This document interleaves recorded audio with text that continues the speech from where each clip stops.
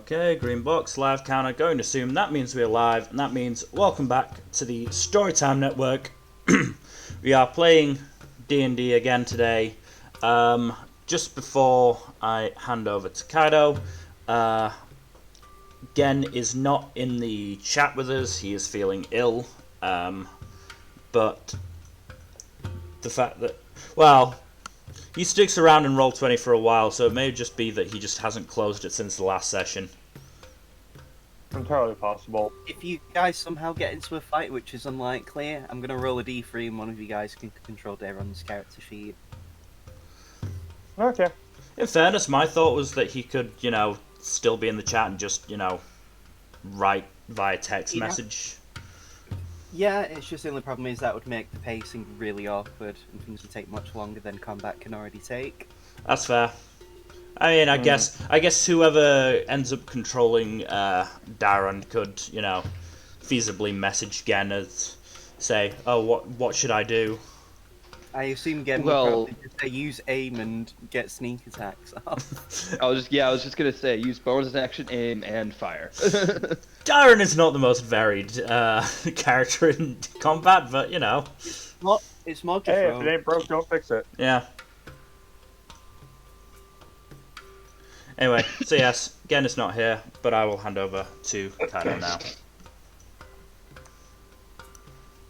Well then, last we left our heroes with Aldane, the half-elf paladin, Seamus, the half-elf bard, and Felix, the elf painter. So we have currently 2 elves and a human, technically. 2.5 elves. No, oh no. I mean, yeah. Well, I mean, Rua's with you guys, so yeah. Yep, it's 2.5 elves. So, Kinda. you guys, after having dealt with all of the Cult of the Tarrasque monstrosities, we're getting ready to rest for the day. During the time, though, you were notified by one of the guards that was in the other group, who was behind you guys, had been ambushed. As you guys prepared to get ready and rendezvous with them, you found out there was a hag and several redcaps, which you later learned how horrifying they can be, just from people knowing what they can do. They're just assholes. As you They're went a further horrifying in, pain in the ass. as you went further in, you began to see some dead bodies, 2 dead bodies of guards, and a bunch of dead red caps. You then eventually met with Zaris, Tricina, and their group, and then you began to fight. It was a bit hectic, a bit crazy.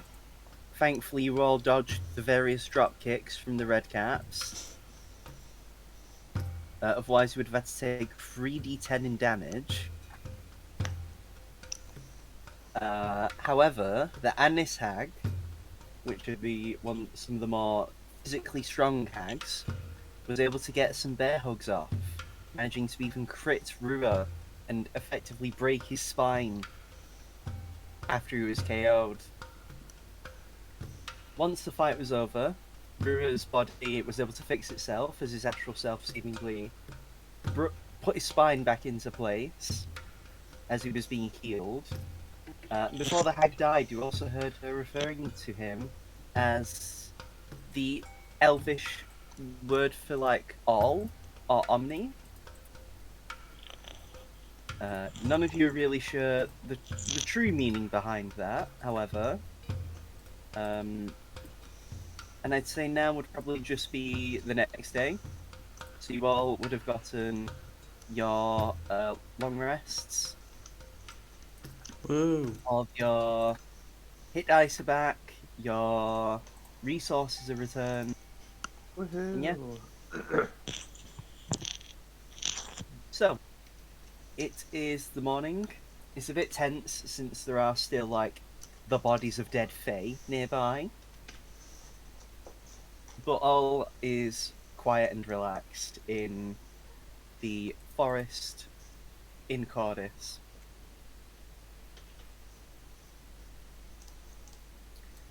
Right now, as you guys are waking up, you can already see Zaras out and about, just getting supplies ready, chatting with Tristina.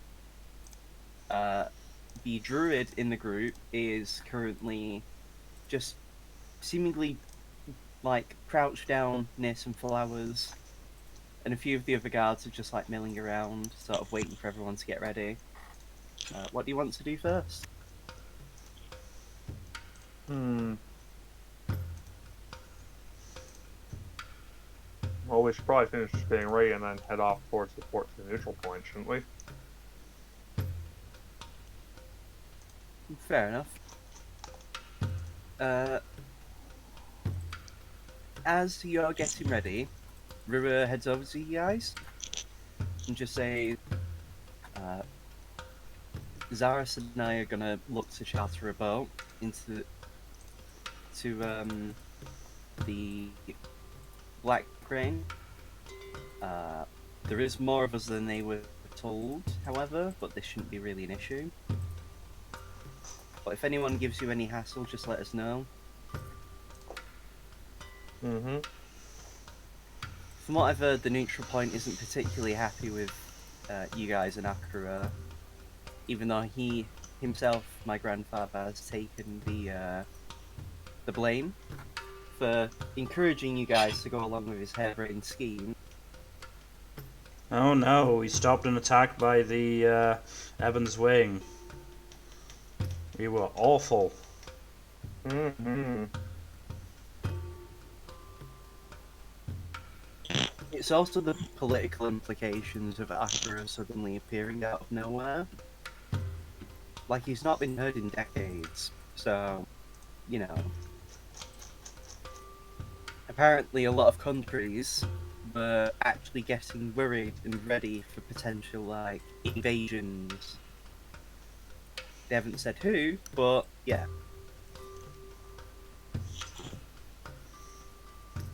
Honestly, I'm not really that bothered. Like, if anyone has a problem with us, like, you know, we'll deal with it. Besides, we've already got our own problems with Blackrain, haven't we now? Hmm.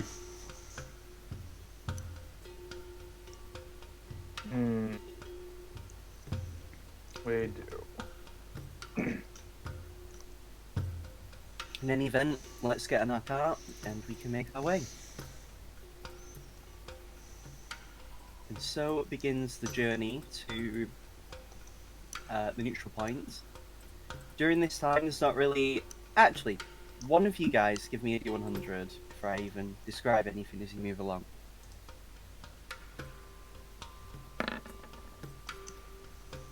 $36.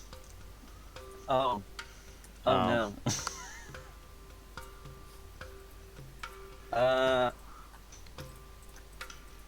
No, I'm joking, there's nothing wrong. So as you make your way along, how long does it actually take?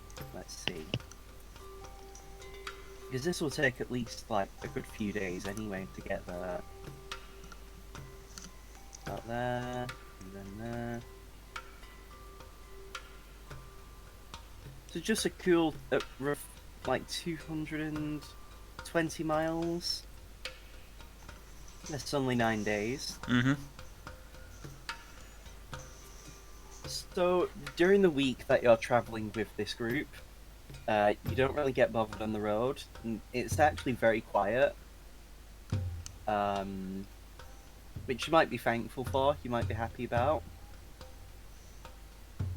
Yeah, as you make your way along, however, you are able to eventually get to the port that would lead you to get to the neutral point. When you get there, you can actually see a big sign that says Cordis Cordis side neutral point port. And you see quite a few people who are in the sort of like guards uniform from the neutral point actually standing guard.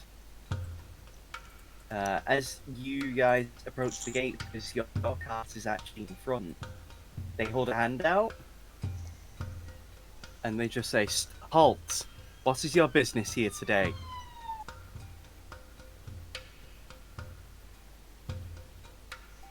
We are here.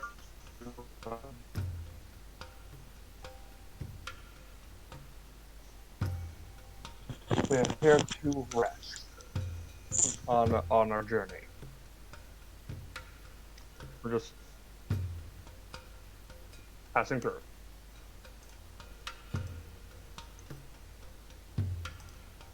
The guard looks at you very quizzically, Aldane, and just says, "It's rather out of the way to come here to rest, isn't it?" We're stopping here before moving on to the neutral point, at which point we'll then move on from the neutral point to Blackrain. Oh, you're Yeah. that group, right? Yes. Why didn't you lead with that? I don't know! We've had a very long past few days. I am somewhat tired. Apologies. It's fine. Come in. And he just, as you guys get gestured in, the guard actually just like has a clipboard and they're writing notes, and you just hear them under the breath say, There's a lot more people here than I expected."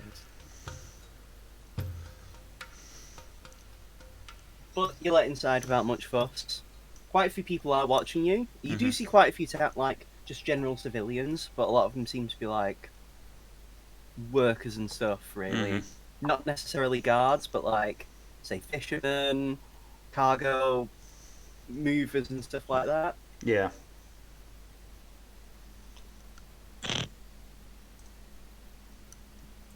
You do find yourselves at an inn, which you do. This is the name of it, if I can find the name of the inn. Oh, that was it. I forgot. This is actually another branch of the famous inn, one of the ones you stayed at in Venari. I'll type it out.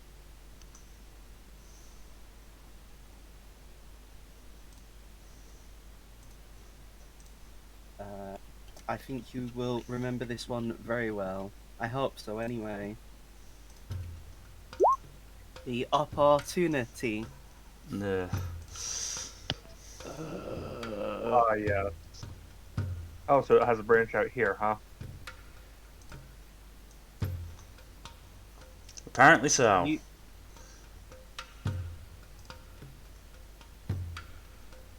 As you guys place your horse at the stables, Rua just says to you guys that him and Zaris are going to sort out the boat and see when the leaving time is. So for now you can relax and chill out for a bit. Darren, do you want to go with them?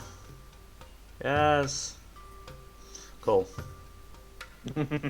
Felix, why are you talking to yourself? Madness. Oh, I mean, you don't even have one of those horrible weapons, but alright. what if getting a weapon will just suddenly make him sane? Maybe. I don't think that's how sanity works. Well, You never know. so Daron goes with Darius. Zaris and Did Rua. Darren and Zaris fuse? It's Fusion dances. Those are it's, fun. it's a Patara fusion because of the power imbalance. So anyway, yeah, they leave, and Tristina just like walks over to you guys, and just says like, "So, have you ever been here before?"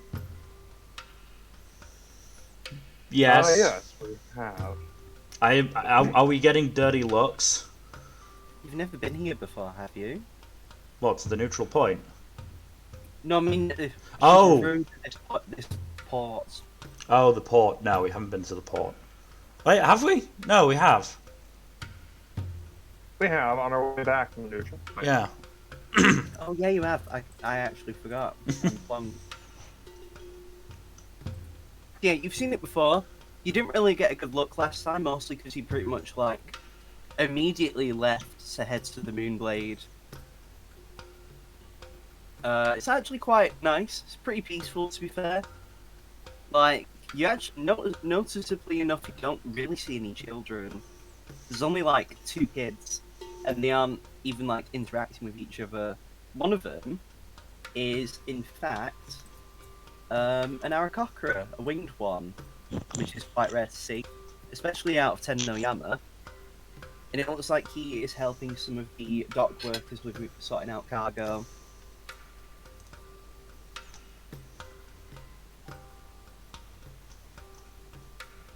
Otherwise, though, like everyone just seems to really be focused on the work. Mm-hmm. You do hear some noise inside of the inn, so there's probably some people on break.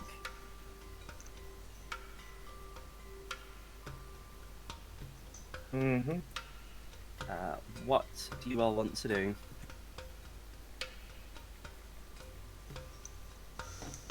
Well, let's take a bit of a break before we get on the boat to the neutral point.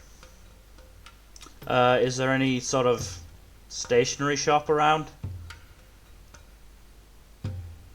Not really, no. There seems to be a general goods shop, so you could check there, but there isn't specifically one for stationery. I'll try the general shop then. So you go to the general shop, and there is actually a gnome. He's very old looking. Honestly, it seems like a stiff wind might knock him over, like he's that kind of old. And he just looks up at you with a cane as he's walking with a cane. He says, "Oh, we don't get much visitors around here. What's in here for today?" Do you sell any ink? Why, in fact, I do. How much are you looking to get? Let's see. About 3.5 bottles worth. He pauses for a moment before looking at you very quizzically. So do you mean 4 bottles? I'll take 4 bottles if you're not willing to give me the half, but yes. I mean, we don't... Then we'd have half a bottle that won't get used. You could use it? I have no need for it. I have enough ink of my own. Couldn't Also, hurt I to have don't more. need- Yeah, but a half bottle's useless to me. With the amount of inventory and stuff that I have to manage, half a bottle won't even last me half a week.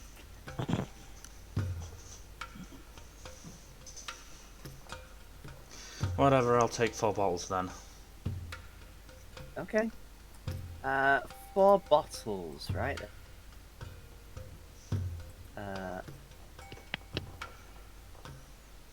If the actual thing would load for me. Oh, okay. 4 bottles will be 55 gold pieces.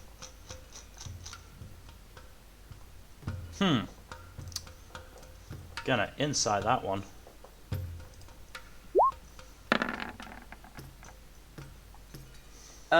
You're pretty familiar. You buy a lot of ink. Mm. At least in Cordis, at least in Centralis even, you've only had to pay 40 gold per... You've only had to pay 10 gold per bottle. And this guy's selling it for 55?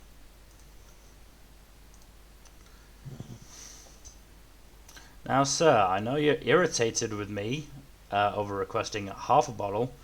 That doesn't mean I'm you should not jack up your irritated. prices. I'm not jacking up my... I'm not raising any prices because I'm irritated. I'm perfectly calm, sir. The thing is that we're quite a remote location, considering where this shop is. We don't get a lot of business, so I have to make ends meet somehow. No, I'm not buying that. Alright then. Is there anything else you'd be interested When in I said I buying? wasn't buying that, I meant your like reasoning, not the actual ink bottles. Oh. I mean, be more... Okay then. Then... What now then, sir?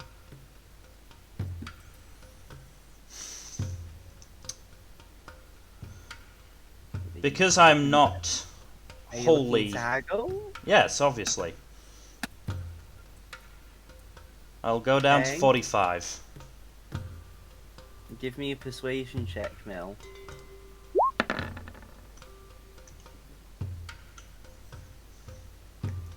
You know, you actually see as he sort of narrows his eyes, but he's already kind of squinting as it is because of his age. So it just looks like he's probably fallen asleep, stood up.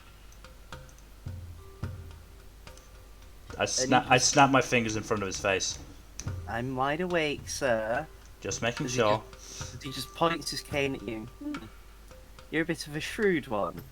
Although I would recommend that you calm your temper. If you're heading to Blackrain, as I've heard, if you are that group, you'd best calm yourself. You don't want to upset anyone and cause any problems, do you? No, I definitely don't want to do that. It's more like you're going into a foreign country, and, you know, consequences do exist.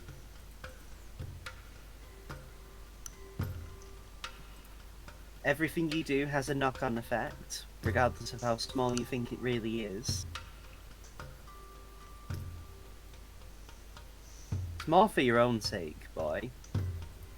You clearly have a lot of life left in you. Don't waste it.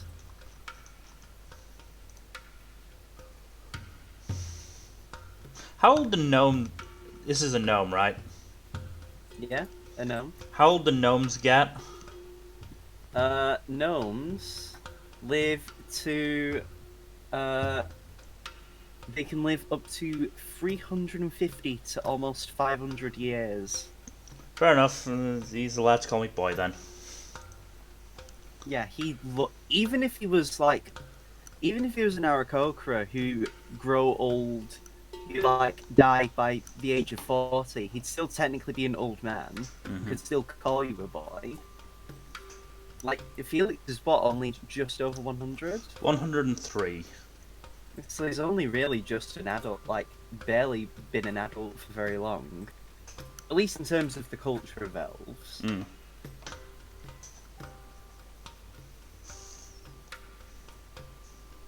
Alright then, you drive a hard bargain. As he holds up a hand to shake, 47 gold.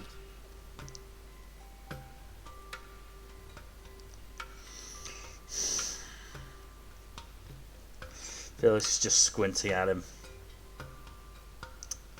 Fine. Deal. And, yep, you gain 4 bottles of ink for 47 gold.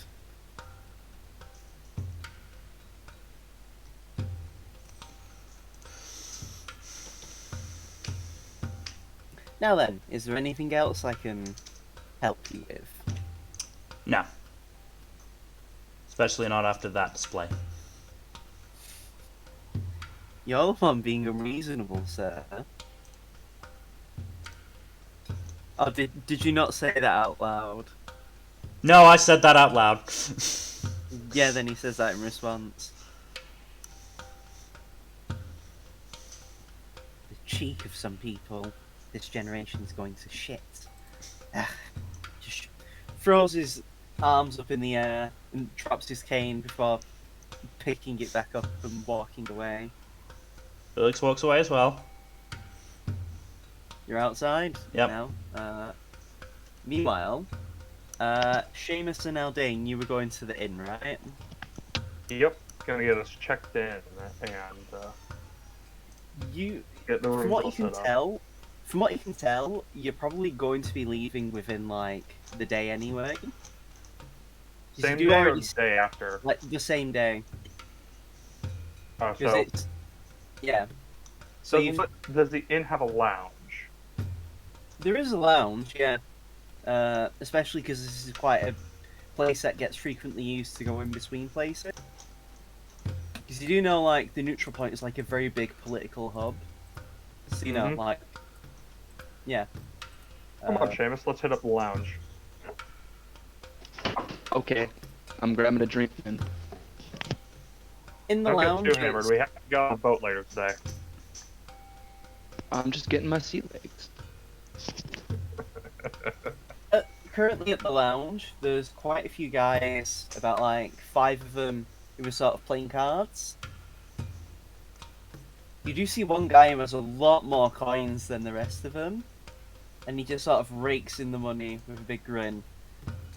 Does he happen to have a singular horn? He's Or- not even a satyr. Darn. Is he a turtle? Make me a perception check to see if you can actually see the guy from your angle, you two. Okay.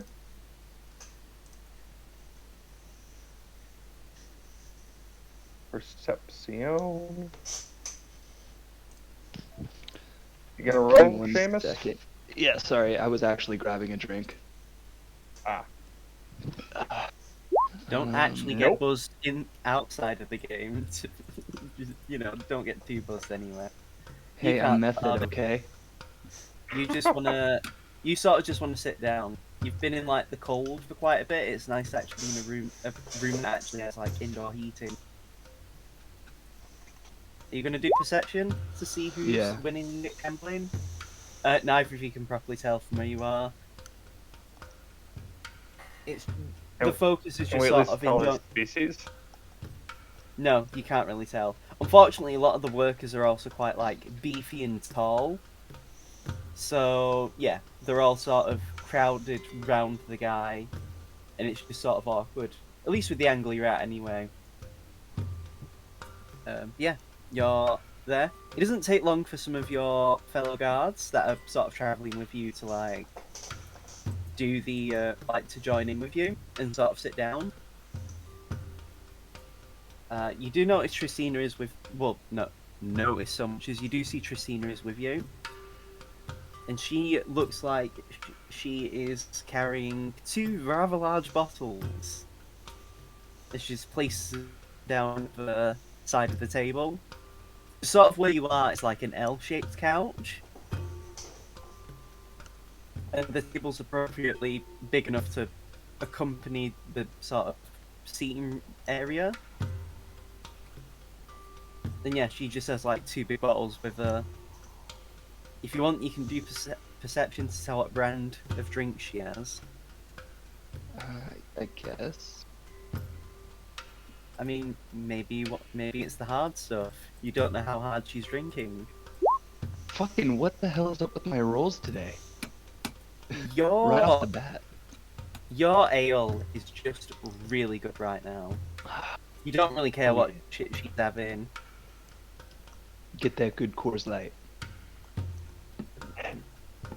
Good and Coors Light. I feel like that's a bit of an oxymoron. How about some Whatever. PBR? But yeah, No. you're just too busy enjoying your drink. You do see Trisina has an appropriately large glass, and she just opens one of the bottles and pours it in. And yeah, just starts drinking. And one of the rogue actually just looks really worried and just like, Miss, you can't be drinking so much on the job. We might need you if we get attacked out by a scene. She's like, it's fine. Besides, I'm not the only one who should be doing work. You all can contribute, right? And the man just looks down like, yes, Miss Dentus. And then, yeah. In the background, though, you do hear the card game sort of getting a bit more excitable. You could always join them if you wanted to, though.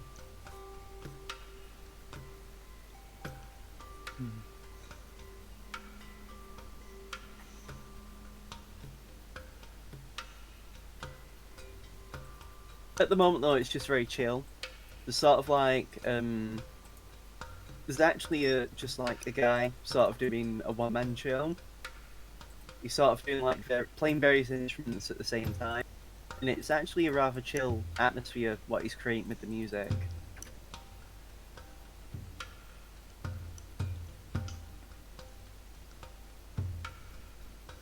Seamus gets the urge to jump in and play a little bit. You could always try and see if you can. Let me know Yeah. when I get there as well, Kado. I'm Yeah. hoping my performance check is gonna be a little I mean, bit that's better. if you're allowed on the stage. True. Are you gonna walk over? Yeah, I'm gonna walk over. As you And, walk over, you see two bouncers. One of them is a Goliath, as he holds out a hand. He says, "Excuse me, sir, can I help you today?" yes, actually, my name is Seamus. I'm a traveling musician, and I would like to play alongside these other very talented musicians. I feel like we could make some great music together. Would you be so kind as to let me through so I could discuss that with the band leader? Uh, Fuck! Please tell me I can get advantage on that. that's actually so. That's the second crit on the wrong side. Do you have do you have what's it called? I have Inspiration. inspiration. I do You have could burn it now if inspiration. you wanted. I'm gonna If you burn really it. want, Fuck it. if you want to I burn want this that 30 free, crit. if you want that free advantage to like just play some fucking music. I don't So care. he's about to pull up a list, and you hear you're just about to hear him say no. No, you're about to hear him say what you assume, given your history of music, is probably you're not on the list. But you actually watch as the other bouncer just fucking schmooves their way over. And she says, "Seamus, my daughter is a big fan of you. Yes, daughter. Uh, I'll see what I can do. No, I'll pull some strings for you. Don't worry about it, mate." And he just gives you like finger crossbows as he walks away and bumps into the edge of the like stage before fixing themselves up and going to move. Well, he seems nice. The Goliath just rolls their eyes and shakes their head as they just like continue looking around, keeping an eye out. Within like not even half a minute, they come back and just gives you the thumbs up, and they just say, "You're good to go. Go around the. If you come around the back here, I'll show you where you can go." Alrighty. As you get led along, you do see actually a band who's about to go next. They actually look to be a group of actually a full group of orcs. Nice. There's about 7 orcs in total, all of which are different sort of sizes and builds and stuff. You notice their skin is a lot more darker than you've seen from, say, the Bloodblades. More just because it's more of a tan. And they do seem a lot more travelled. Mm-hmm. And the bouncer just says, "So, this is the band. This is and the from what you can assume is the leader of the band just stands up and says, 'Pardon this, fool. We've been told you want to play with us.'" Yes, actually. I very much would. I feel like we can make some pretty awesome music together. What kind of style do you guys like to play in? What instruments can you play? Well, let's see. I got a lyre. I got some bagpipes. I got a lute. I got drums even if you want me to do that. Hmm. The orc just sizes you up, looks you up, like gives you a quick scan. Just says, "Alright. I can see you're a man of decent skill and craft." Can I So insight him? You can give an insight. Ooh, finally. It's like game recognizes game. You can clearly tell that you're pretty skilled. Alright, cool. You notice he's spending a lot of time monitoring your hands, probably checking for like calluses and stuff. Which Seamus definitely has because of how much he plays. Yeah, it's the reason. Anyway, I can hear that chuckle now. He says, "All right then. You will be a temporary, what's the word? Collaborator with our band then. Honestly, just play whatever instrument you feel the most comfortable with. It's Hmm. pretty much what we do. All we Well, to help me with believe this, in- what kind of style do you guys play in? I mean, it depends on how we feel at the time. We'll give you some sheet music you can borrow so you can use. You can read sheet music, right? Oh, of course. Excellent. Right then. Talk to my friend over here, my second in command, as he gets called. And he just says, Travis, come over. And you see a very big orc, probably almost as big as Gadzooks, who was already a big orc in his own. And he just I say lumber, he's actually pretty graceful. He just walks over and says, Here you go, governor. Take a read of all this. Should tickle your fancy, I hope.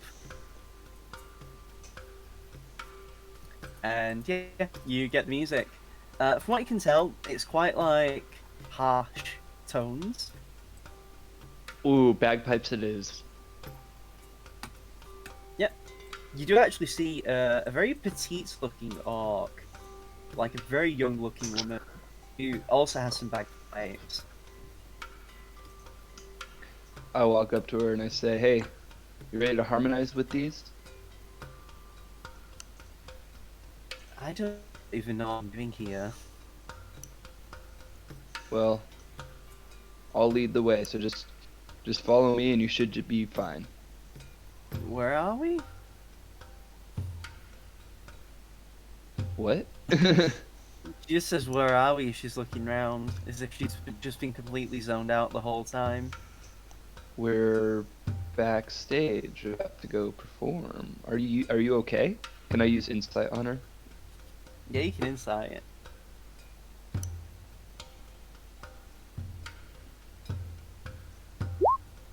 Fuck. You have no clue what's wrong with her. Right She's an back to enigma. trash. You peaked early. Not even You early, you peaked? peaked with that. Yeah, you I peaked. peaked with a that's it. 22. So, as the one-man musician ends, you are ready to start performing. Give me a performance check with your bagpipes. I'll just click bagpipes anyway. If you've got that in your sheet. I do. It's on the proficiencies, right? Click that.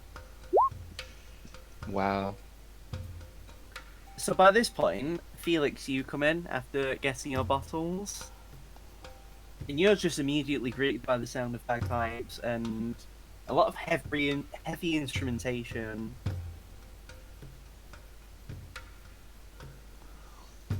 Is I it do another- good bagpipe playing? Seamus is inexplicably there and he's sounding really bad. What? So in- Kaido. You've seen one corner is an L couch that has Albane and some of the other guards that you're with. But another part of the room, you do see a gambling game going on, but it's like cards.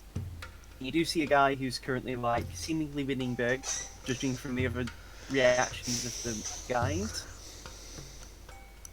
Perception. Yeah, you can do perception. So the guy who's won big is actually an elf. Oh. You notice. Interesting. They have short, very strikingly silver hair.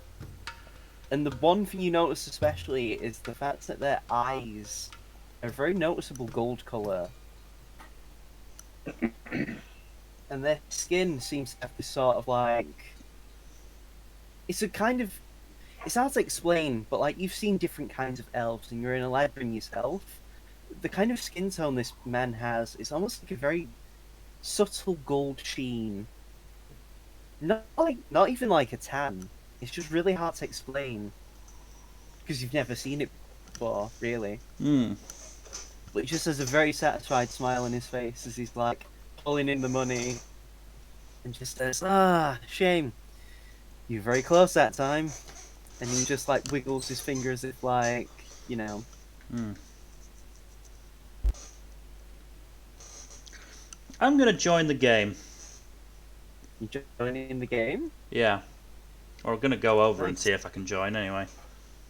You walk over, and there is actually a few, like, and you do notice there's an empty seat, seemingly someone who probably already left.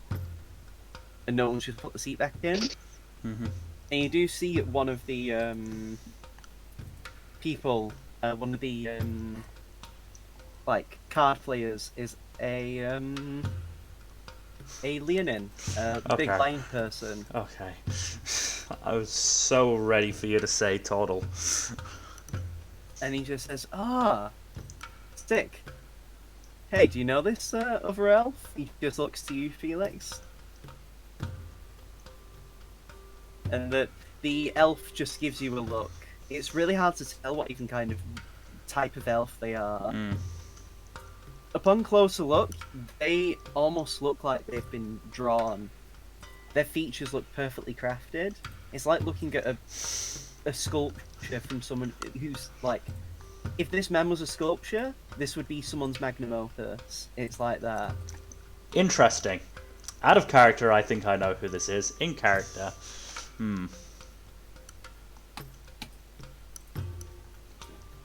And the elf actually makes eye contact with you, and they just look back at the others and just shake their head. I've never seen this man before in my life.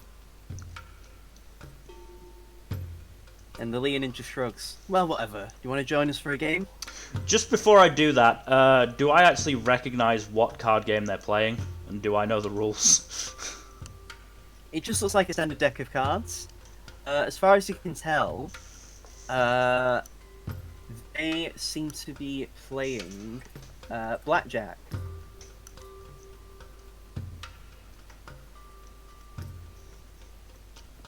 Yeah, I'll join.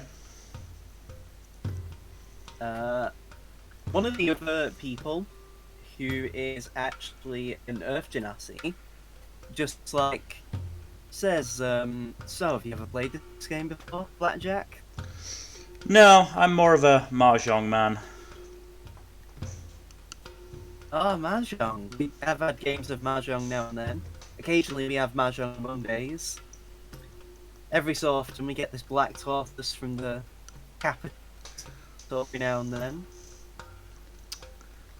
Weird. Maybe you've heard of him? You seem like you came from the capital. I did. And yes, I know of him. What name did he give? Or does he give? He looks at you confused. What, does he have other names? There is more than one black turtle. Well, the name he gives us is Taichi Suzuki. We know that guy. Mm-hmm.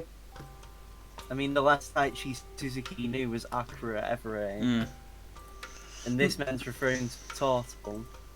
No, I've not heard that particular name for a black turtle before. Must be one of his brothers. Wait, next time you see him, ask him about Ration and see what he says. He's too smooth. They for give a that. nod. Anyway, let's go.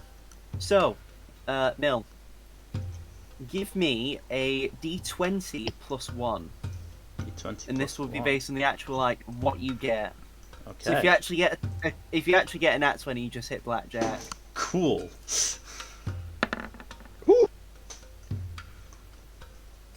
Right. Oh. You do actually... I'm going to make some rolls, actually. So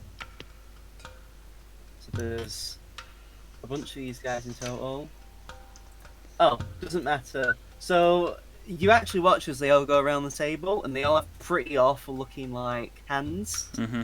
You could tell if they were to hit, a lot of them would probably bust. Right.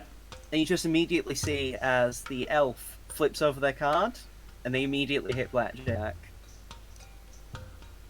He got a crit, and he just grins. I guess I'm too much for you guys. It's pretty free, these games. Does the elf remind me of anyone? Anyone at all? Give me an intelligence check. Oh, come on. Don't let me down, Aaron Jesus. So you there you know go. Rua's dad, Stasia, or also, you know, Akira's son, was very known for having golden eyes, but he never had silver hair. And you feel like if Rua's dad was here, people would probably know that. As you sort of inspect his features more, he's wearing very lavish clothing. He's got this sort of like red sort of suit, this sort of red suit outfit, almost in the style of something what a mage might wear on sort of like a very formal occasion to say, yes, I'm a mage, but I also know how to dress well. Mm-hmm. Also, you've never really seen a male elf wear eyeliner like he has. Like, it looks like all of his appearance has been constructed very well. And unfortunately, you don't really know anyone else who's like that. Mm. In the 100 plus years you've lived anyway.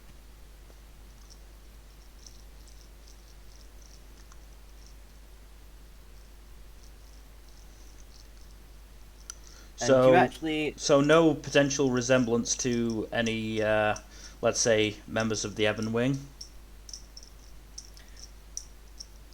I mean, it could possibly be. You do know that all the elves that you fought back in Venari were very different races. At least the main four that you fought. And you've never seen an elf like this, honestly. Or at least, if they are an elf subspecies you know of, they're doing a very good job at hiding it.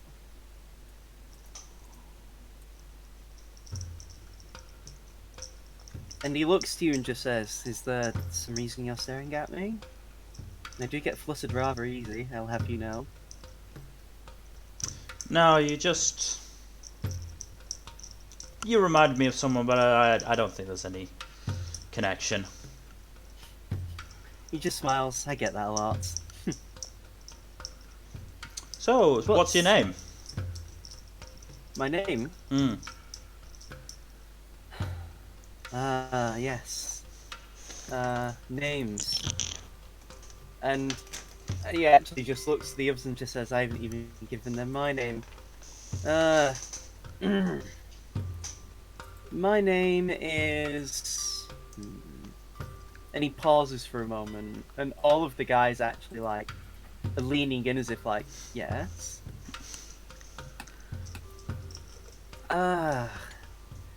You can call me... Xylosians. And my friends call me Xylo. Out of And character, is that considering spelled with you a Z or an X? X. I'll type it out. You actually know that this means in Elvish. I got so confused for a sec because I forgot You know- that British people call the letter Z Z. You know this means, to be fair, I call it Z. But that's because I've been raised around American media. You know Xylosians actually means gold petal in Elvish. Fitting name. He nods. Indeed. What's your name then, young man? I am Felixus Ferris. He nods. Good name. I take it you're from Tenoyama with that garb. Initially, yes. Spent quite a bit of time in Centralis now. It's a beautiful place. I actually, I'm an investor in some businesses in there. I'm actually friends with, maybe you know of them, the Lifeline of Centralis? Ah, Sora, Otherwise, yes. Yes, Sora. Very interesting man. Very coloured history, if you get to know him. Yeah, I know him. What some other businesses you might know of? I mostly prefer to invest in safe businesses. I have quite a bit of money, and I could afford to waste it all, but nothing wrong with a little nest egg here and there, now is there? Absolutely not. Often, I tend to run mostly just safe businesses, like restaurants that have a good reputation, and stuff like that. Most of my business, however, is in Bovetnant, actually. if you ever come down to Belvetment and you use my name, maybe I'll show up. Could always go out for another game of cards. I would like From that. what I know from my time in Belvetment, most of them play better card games than these fellows. As he just gives like a wink to the players and they're just like, deal already! Stop wasting our time. He says, fine. Nil, give me another d20 plus 1, Yep. my guy.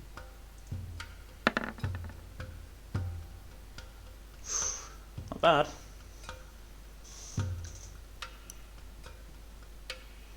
I certainly yeah, wouldn't be that's pretty hitting good. on that one. I mean, at least if it's anything like your love life, hitting on 18 isn't a bad thing. Now the guys are going to roll. The elf actually gets a 6, just like you did. The Leonin gets a 15. The Genasi gets a 10. And one of the other ones gets a 6. And another one gets a 4.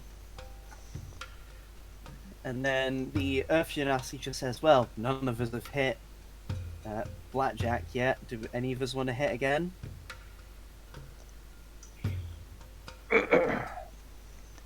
I'll pass. He nods. I mean, fair, you've got the best out of all of us. It's entirely possible we all lose. The elf just raises their hand and just says, I definitely want to deal. Get the hits.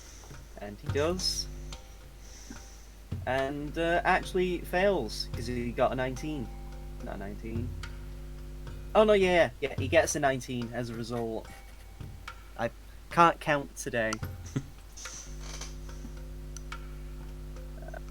And all the other people are like, oh shit.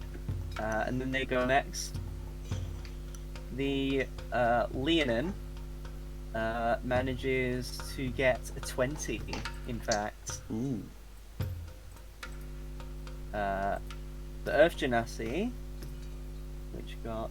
he just busts completely. He goes way over with his 15 that he had.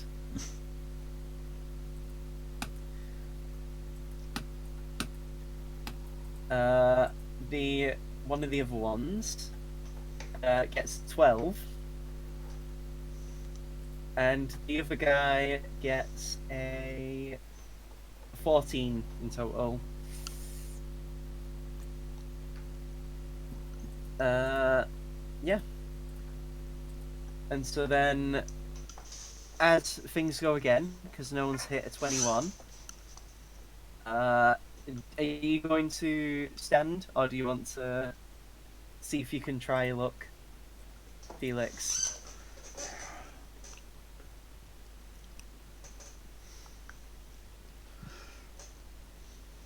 I'm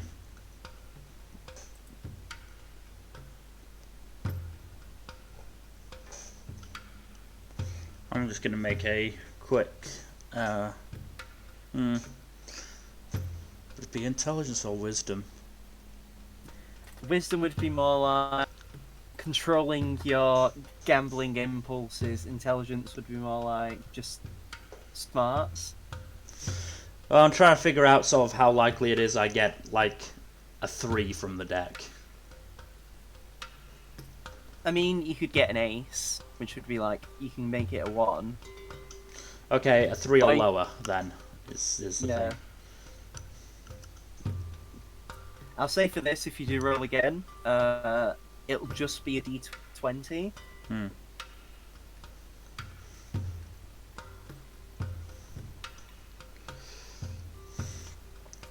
Fortunately, I'm already down, so I'll go for it. You doing it? Yeah. Come on, do it, my guy. Normal d20. Nope. You bust. The Xylosiant, or Xylo, will go. He completely busts. The Leonin just stands, because he got the 20, Yeah. and everyone gives up. So he wins.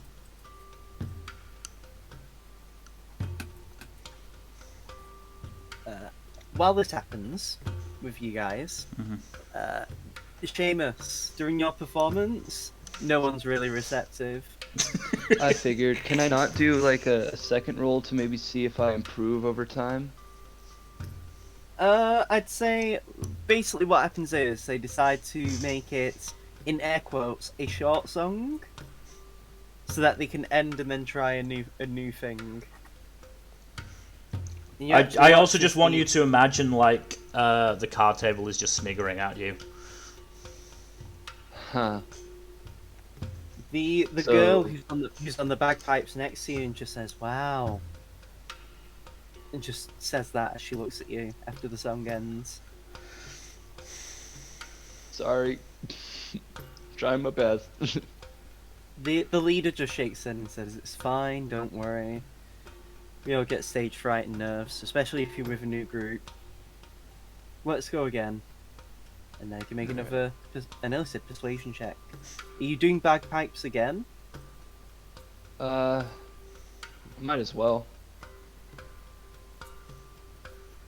What the? Yes! fuck? Oh, that's so good. So you actually start choking. Yeah, I just walk off stage at that point. I'm just gonna walk off stage. Fuck it. You actually have one of the orcs give you the Heimlich. And like pounding, doing the chest CPR stuff. And you walk off embarrassed. And everyone at Mill's table is presumably snickering. Are you snickering, Mill? Yes. Felix? In fact, the only one you don't see laughing is Xylo.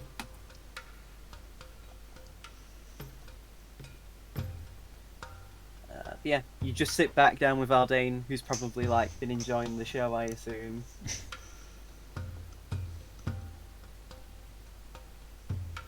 Yeah, As- Aldane's just enjoying this show and nursing a glass of whiskey.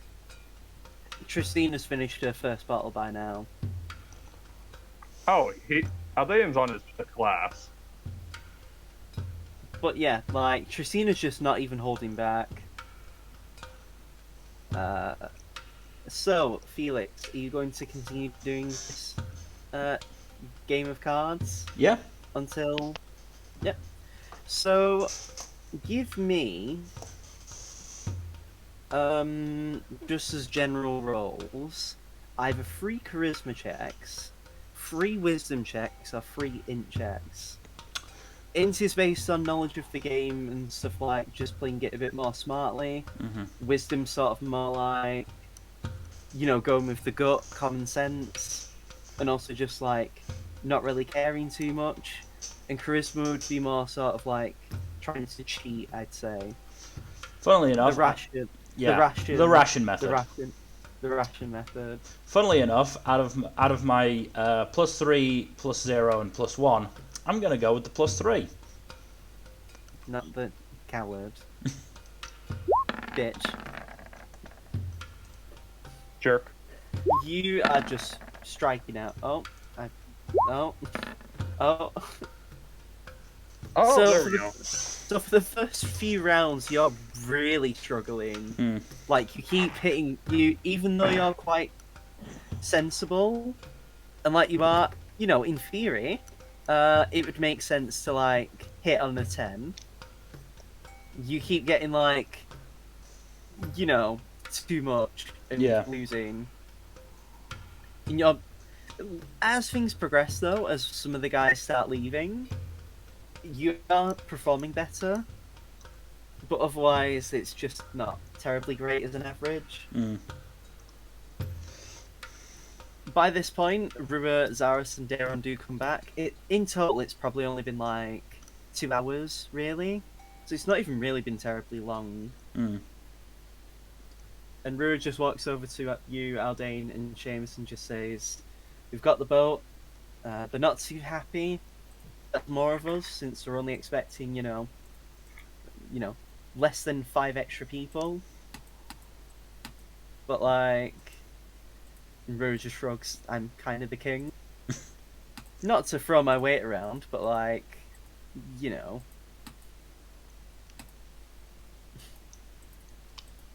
And Zaros just looks around and says, "Where the hell's Felix gone?"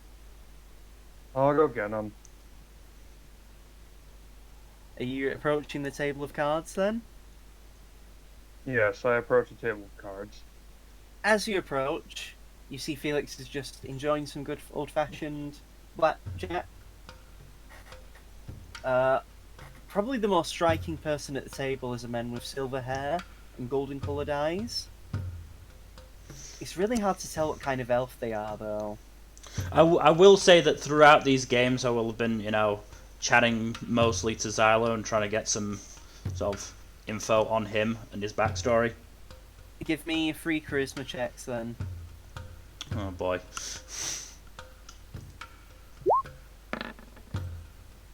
Oh.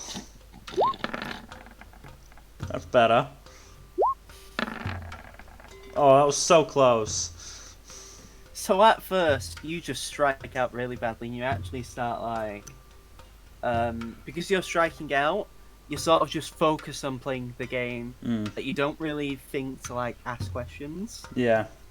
As things progress, so and you start getting a bit more, like, things are getting a bit more lively, or, like, all the people are playing are sort of, like, enjoying themselves a bit more.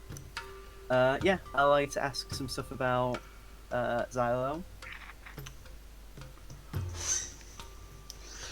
So, you're from Bovetman or Centralis originally? He just pauses as he's, like, still debating whether he wants to hit on a 17. Mm-hmm. And just says, still to knock, actually. Insight.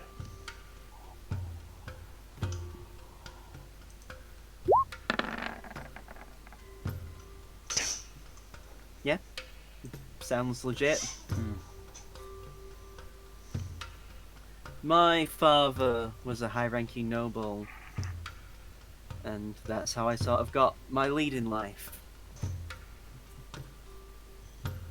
It's always sort of been my dream to sort of be in control and sort of lead a group, or lead anything, really. I like to think I'm a capable leader.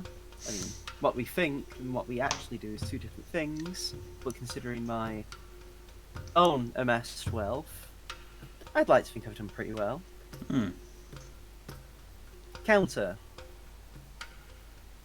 Where's your place in the world then in Tenoyama? What were you doing before you decided to leave?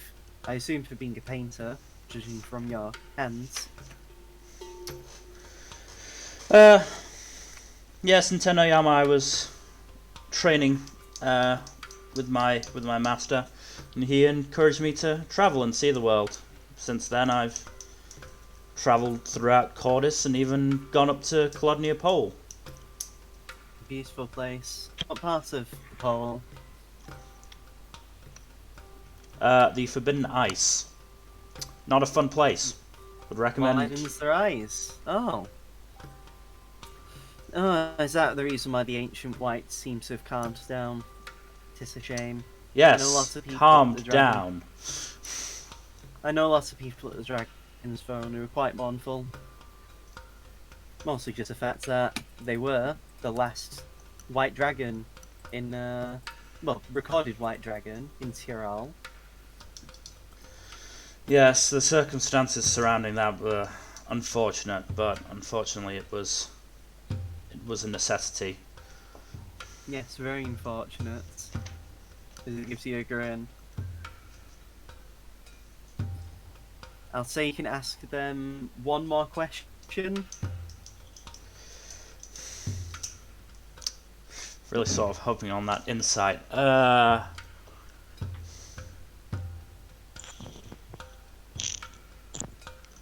What would be another question to ask? Maybe confirm my suspicions.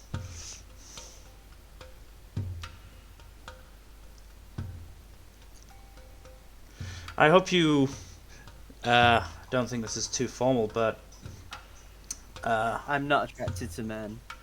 I'm not attracted to anyone, so it's fair enough. He just says, I'm going to be straight with you. And then he does finger points, and all the guys like, hey! And then Xylo just immediately goes serious. What did you want to ask them? What kind of elf are you? I've never come across somebody with your particular features.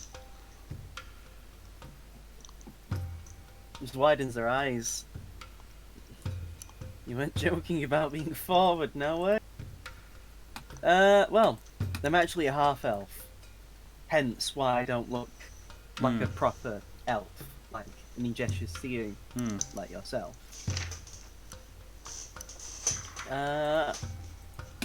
The other half of me, however, is very interesting.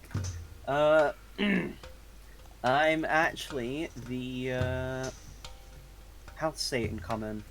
I haven't had to describe it in the normal tongue for a while.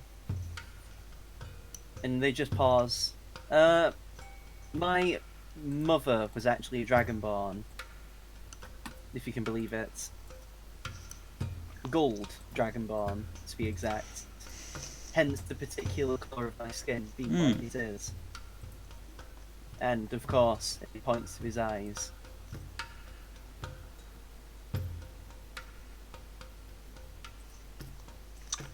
Oh, thank you for indulging my curiosity. I'm afraid this is where we'll have to part, as my friend is coming over. Is he abusive? Is that why you're afraid? No, but we are going to Blackrain eventually. Oh, that makes sense why you would be afraid. Especially as a Tenno Yama citizen. Is there any sort of reaction when I say Blackrain? Insight. And you can also insight them, Aldane, as you probably just heard the tail end of this conversation. Oh boy. Guys are doing shit today. Oh I mean, no. at least it's an What the RP fuck? session. So you both just come to the conclusion that, like, they're just nodding as if, like, yeah, it's Blackrain. People don't like Blackrain. Yeah. Yep. He just nods and says, well, I wish you luck. I won't pry, mostly because I don't really care. I'm being honest with you guys, but also just, well, I try not to do business in Blackrain if I can help it. The only time I'd ever want to do business in Blackrain is if I pulled my trousers and shat across the border of Tenoyama. Certainly wouldn't blame me on that. If you're ever in Centralis, try and hit me up. Would love to play some blackjack with you again. Maybe I can even tempt you into some mahjong. I mean, I have played Mahjong. I've played a lot of games, in fact. Helps pass the time when you're on commutes and long business trips. I have actually been to that Mahjong parlour. I went there once. I, in fact, met the Tai Chi Suzuki as he gestures to the other men that they're speaking of. Very interesting gents.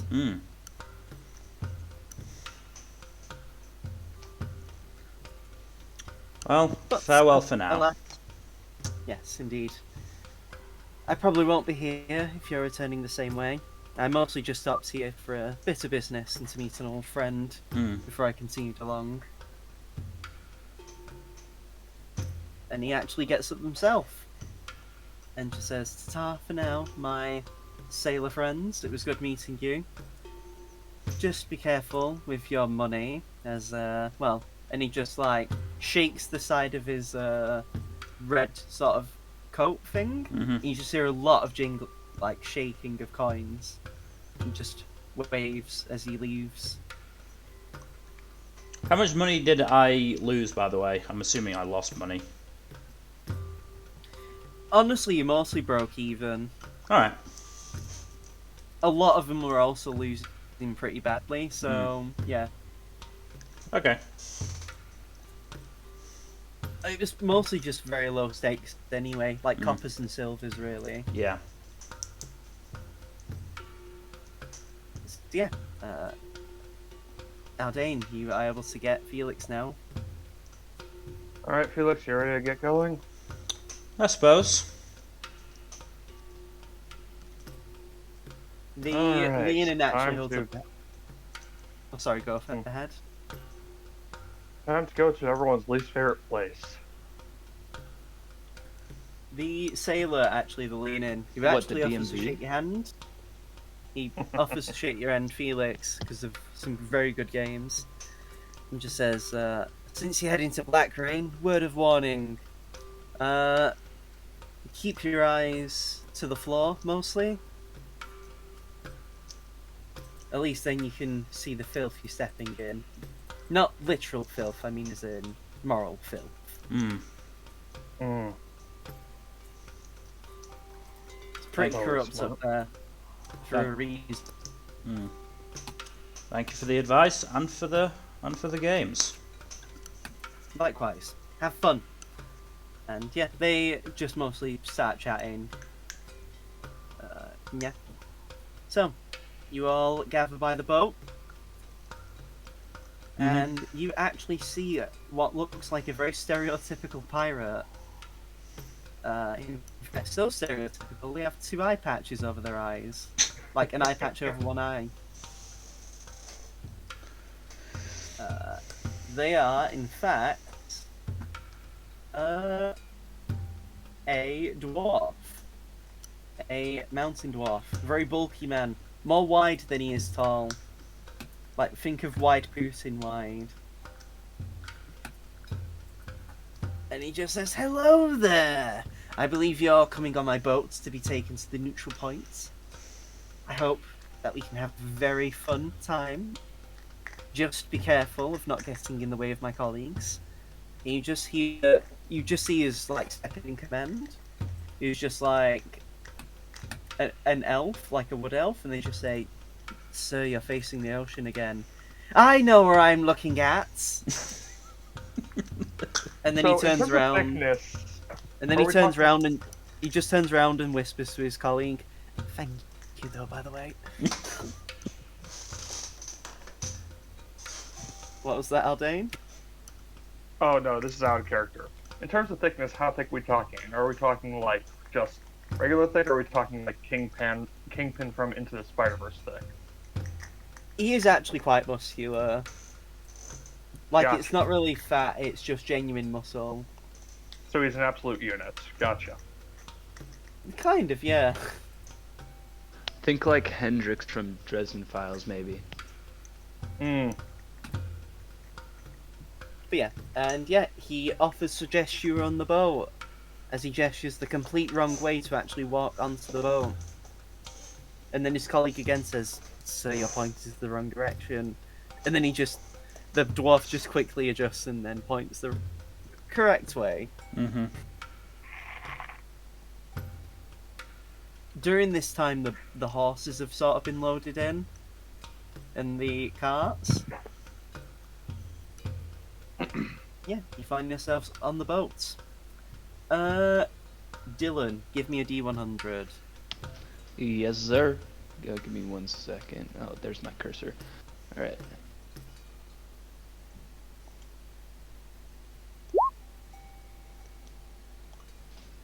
So, as you're out on to sea, I'm going to also change the music. But funnily enough, all 3 of you actually start noticing white falling from the sky by about the first day of the travelling. It's snow, in fact.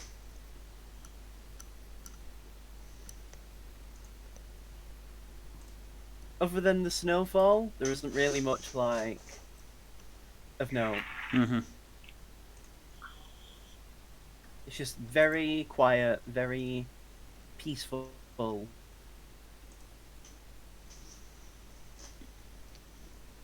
I get my umbrella out and actually approach Rua. They're approaching me. Instead of running away, you're coming closer. I can't kick your ass from over here.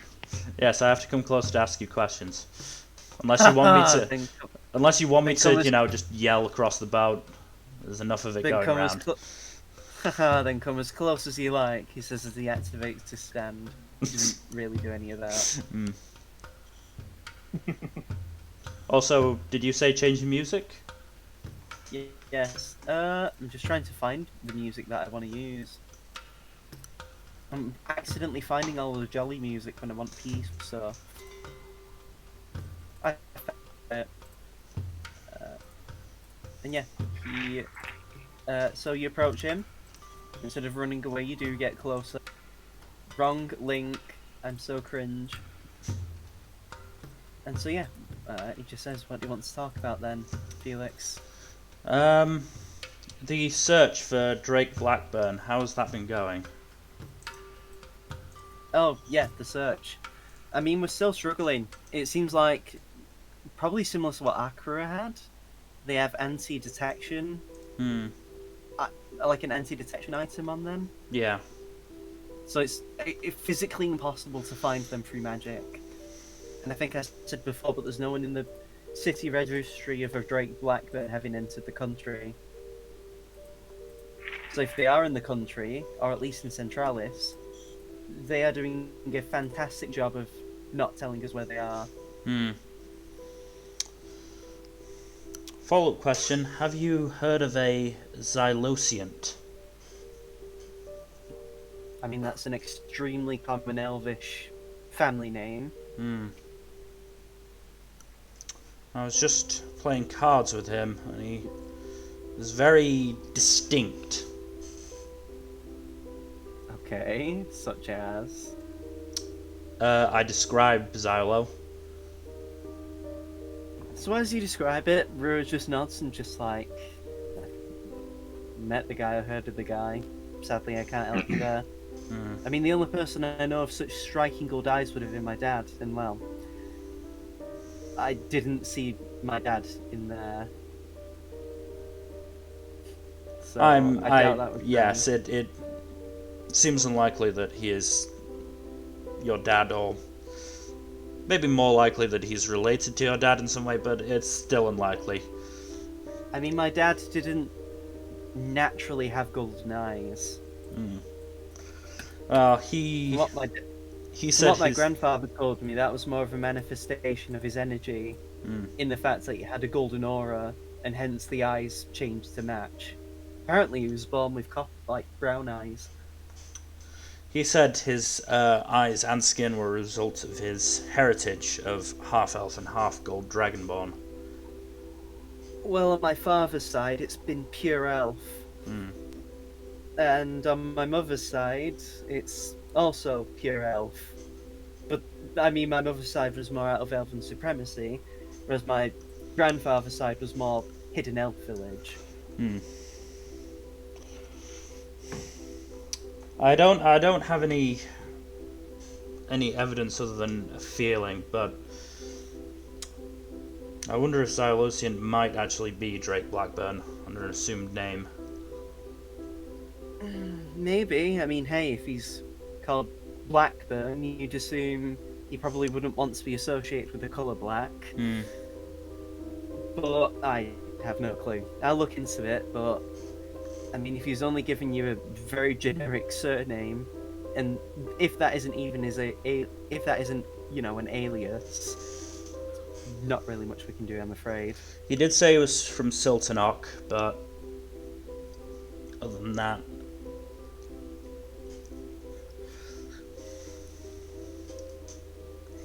As I said, it was just a feeling I had when I talked to him. I mean, yeah, fair enough. I mean, I didn't really get to notice this guy, but he just shrugs. Maybe you'll meet him again. He did say he spent some time in Centralis, so, and knows Sora. I mean, if that's the case, then I'd suggest asking Sora. I will. I won't get in the way, just because, well, the problem is with being a king, or at least someone related to Akira Everett, everywhere you go, you start making ripples. And especially when it comes to this Drake Blackburn, I personally have to try and stay as uninvolved with specifically looking for him if I can help it. I don't want to make them leave and then this Eben's Wing then targets another place that's not as fortified as us.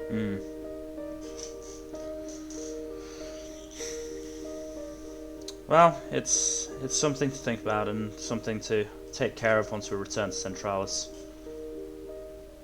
Yeah, I trust you can handle it.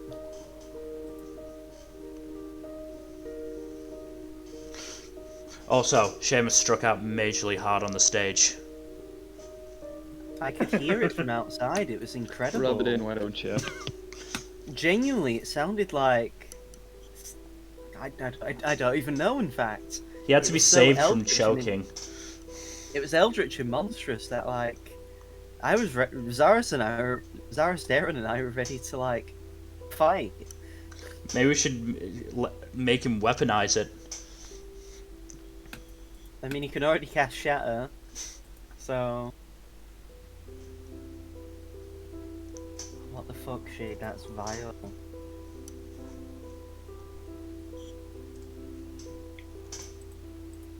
Anyway, just a friend pinging Mill and I because it's apparently Yeah. British cuisine.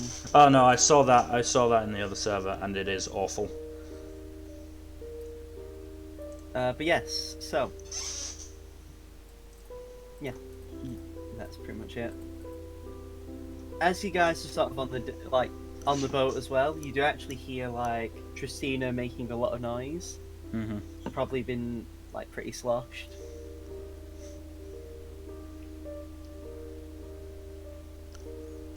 Other than that, it's pretty peaceful. Yeah.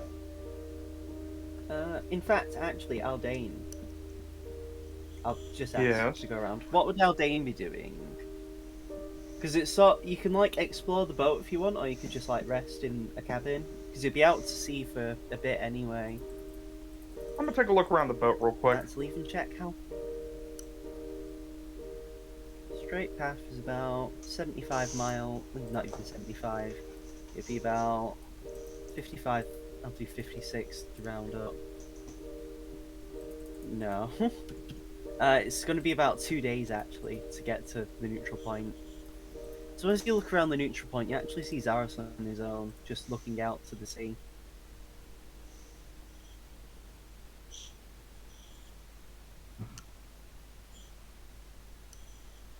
Hey, Zaris. Oh, Dane. Is there anything wrong? No, I just wanted to admire the view. The ocean is beautiful after all. Hmm. My wife, actually. I actually met my wife on a snowy day. Oh? It was not long actually after I hit Centralis after leaving Bovatman. Hmm. It was around actually the day of giving, so I didn't know anyone, I had no friends, I was sort of just listless. In fact, the only friend I had, I split ties with him. But he had already been in Centralis before me, and, well, he was busy doing other work, so we couldn't hang out. I was tired. I didn't have anywhere to stay the night. I lost all my money, having to just get the boat to the country. She was working during the day of giving to give food to the people who need it. Hmm. And, well, even though I didn't look the parts, she still offered me food. And then I was captivated.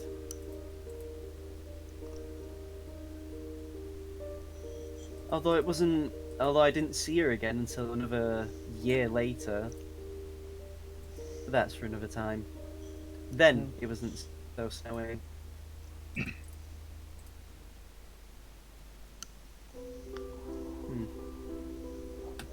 Well, sounds like she was. So, oh, sorry, go for it. Sounds like she was a lovely person. I mean, I wouldn't have had a kid with her otherwise. Indeed. So, Zara. Zara, yeah, I'm talking to myself.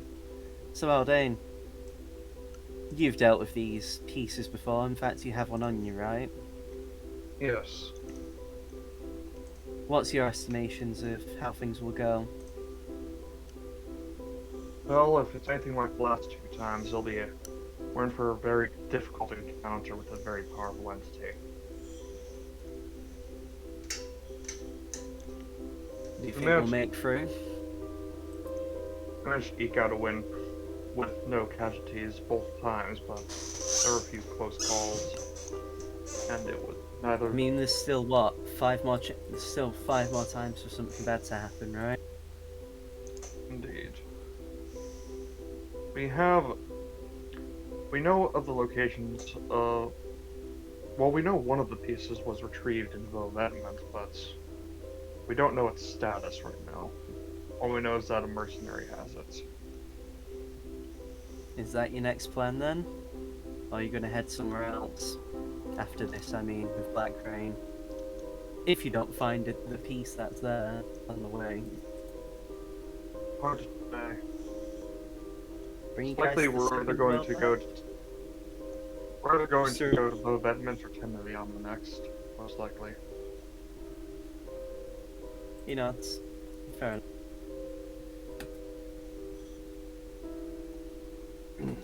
I do have some old contacts still in Bovetman. I can give you a few names. They might not be too happy with me still being alive, but well. I mean, you have the grandson of one of the greatest heroes in history ever, so I'm sure they'll get over it.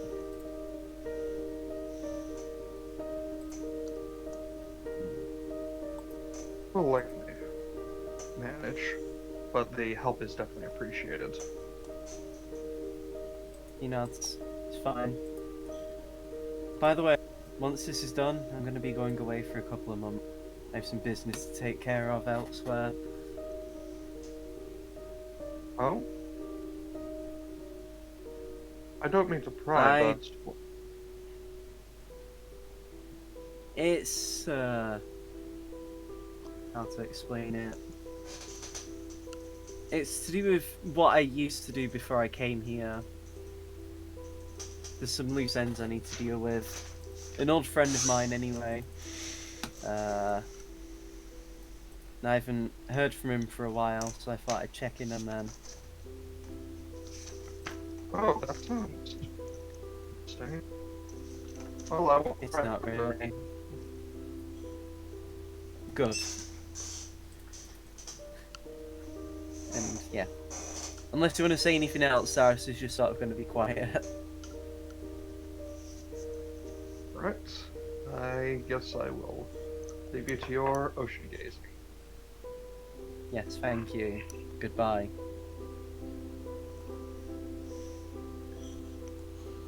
So, Seamus, what are you doing? You mean after humiliating myself on a grand stage? You're on a boat now, so it's fine. Just sing the Lonely Island song.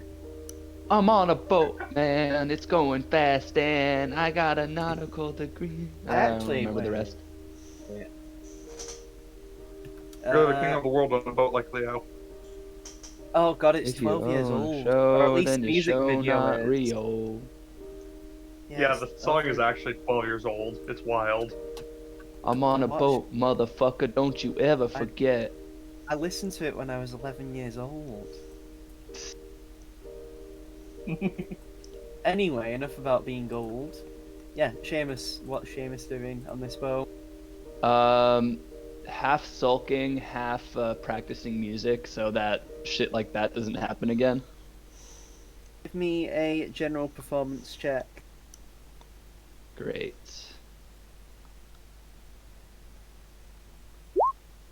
Hopefully nobody And then can after hear that, that give me a- bullshit. Then after that, give me a corporal performance check, and then a major performance check, and then also a private performance check. So 3 more? And then no, I'm, 4 more? I'm taking the piss. I'm joking. Also, if I So no more no more more. perception checks. I mean, Roll20's still loading in because my internet's having a moment. So, Is it having a... I mean, Roll20's just not loading, so I might end up losing internet at some point. Who knows? That's unfortunate. But what's not unfortunate is the Patriots are winning right now. You football fanatic. It's not about the Patriots. Can you It's about blame the me? Nets. It's about the Yes, Mets, I maybe. guess. Let's go Mets. Hit a home run. Let's go Mets. It's all about the Mets.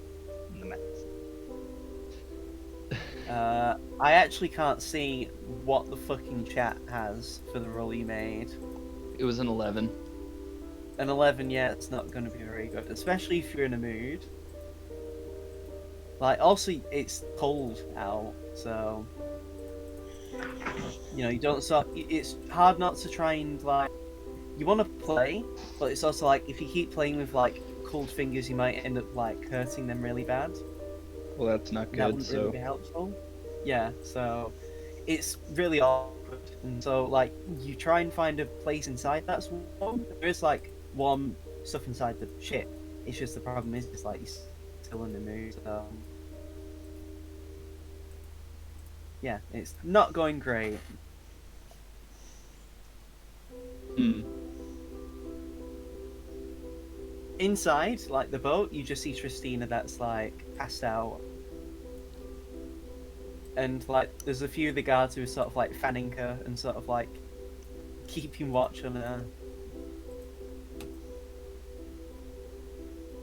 And she's just like mumbling all sorts of stuff. If you want to do perception to hear what she's saying, you can. Okie doke. Hopefully this is one of my better rolls of the day. I There we still go. can't see, I still can't see the chat. It's also only just slowly loading in some of the character sheets. Oh, wow. It's really bad right now. He got a 22. Yeah, I got a 22 on that one. Oh, there we go. It's loading in, I think. There we go, yeah. It's because I typed in dab and entered it. It just works. I should just start dabbing more often than if it's going to make Roll20 work. Clearly the solution. So you hear her, and you hear something to do about her brother's birthday. And how, like, she can't see him because she doesn't know where he is. Mm-mm.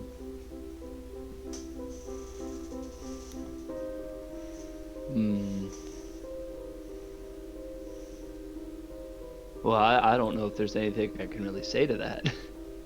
I mean, she's also just passed out anyway, so, like, yeah. Yeah. So I just, can I use a perception check to see if I can find, like, a blanket or something? She's already blanketed up.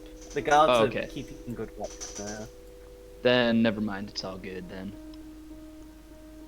I'll just leave her to it, maybe grab her a glass of water.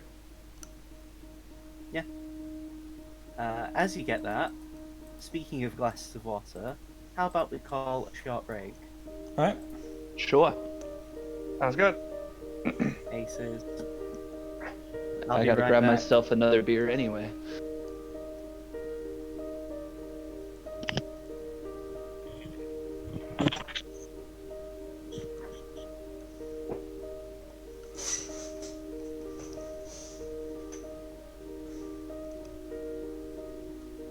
So yeah, I feel quite certain that Xylosiant is Drake Blackburn. Viewers might not know this, considering we did like, God, 6-9 months of the campaign without streaming it, probably more. I think probably closer to 9 months. Drake Blackburn is the I believe the son of the leader of Ebon's Wing, who escaped, and now the entire Ebon's Wing is looking for him.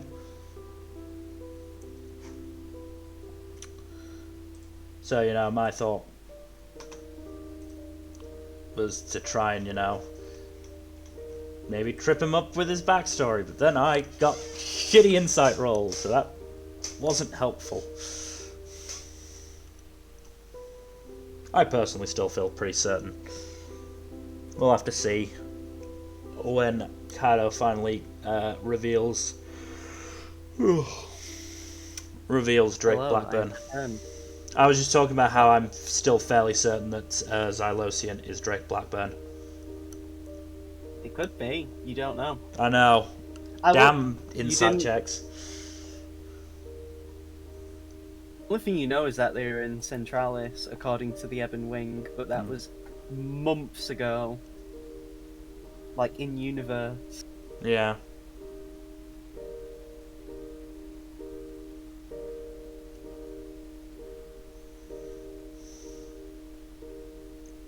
Yeah. In character, Felix has a slight suspicion, but he knows he has no evidence for it. Out of character, I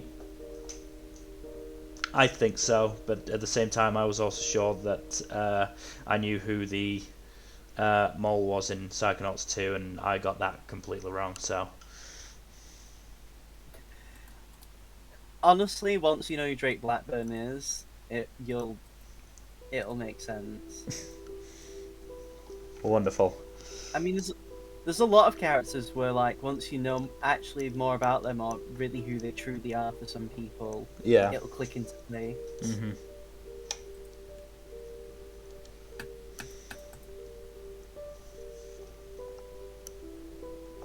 But yeah, investigating this will probably take up some of Felix's downtime once we get back to Centralis. I'm gonna say actual downtime activity. Yeah, you'll be able to do shit like that. I mean, other characters can join in if they want to help you, which will increase your chances of success. I mean, yeah, I assume. I mean, I can do it, properly once Jack and Dylan get back. But I'll say that I spent my time on the boat telling Darren this, theorizing. Yeah.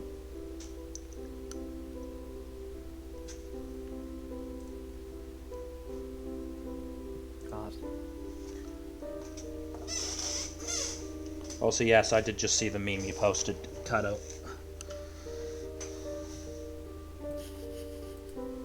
Which one? Superman. No, the Judgment one. Oh yeah. Yeah, I need to share it in other servers. I've forgotten to do that yet. I genuinely don't even know if that's legit. No, neither do I. And fucking. I still need to get Lost Judgment. Now that I've got a PS5, like, I have all reasons to play it now. Yeah. Fun fact: I got an email from PlayStation themselves saying it was an exclusive invitation to order a PS5 console. Oh wait, it's still actually I could actually do it. Interesting. 15th of November, 8 till 10. Oh shit. I only found mine because I happened to browse Twitter while I was at work and found that game. Yeah. Like, the official game Twitter account was like, we're going to be doing PS5 soon. How much did yours cost? For some of the games. With Ghost of Tsushima and Miles Morales, and also a fucking t-shirt and a cap, it all came to about 600 quid. Okay.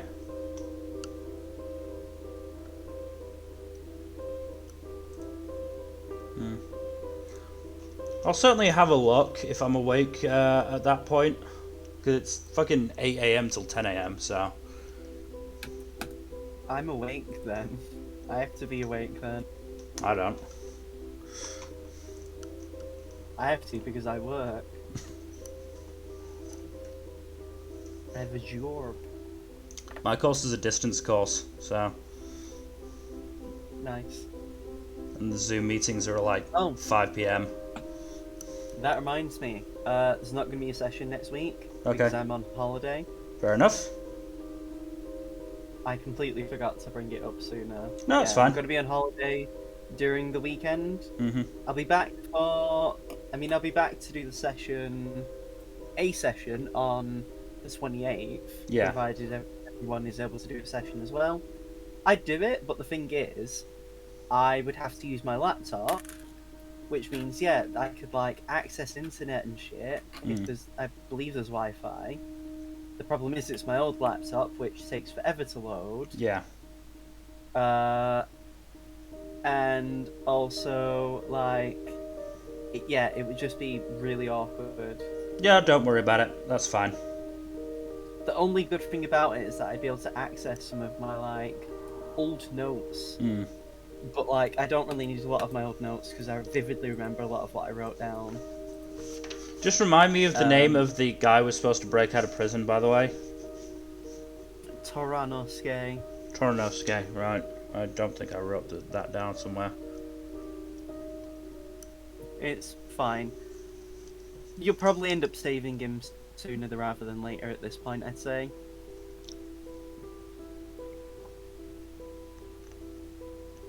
I mean, it just came to mind considering Zaris mentioned a friend. Might be him. You do know they are connected. Maybe the execution date is coming up soon. And I assume that Zaris is going away for 2 months. Things do allow for the Halloween special. No, No? Okay. I don't really care either way. I mean, it'd be a nice way to like justify it, but that wasn't the intention. It was more just the fact that he is happening to do that anyway. Fair enough.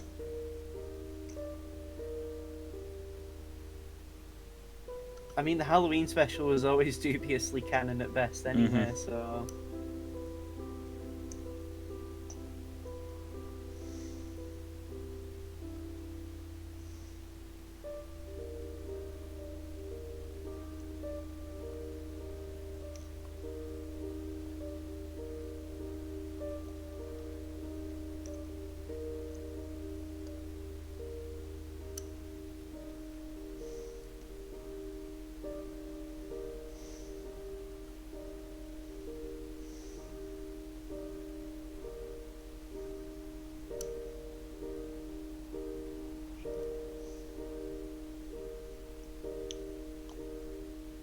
Yeah, it might even be for the best that we don't have a session next week, considering I've got an essay in that day.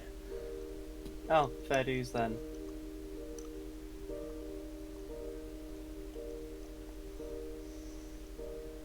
I mean, really, I should have it done before Sunday, but we'll see how that actually goes. Do it sooner rather than later, man. I'll try.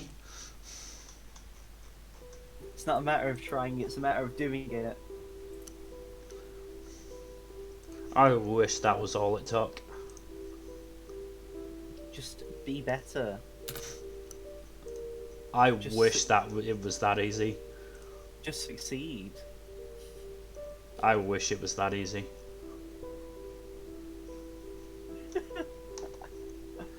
Oh god.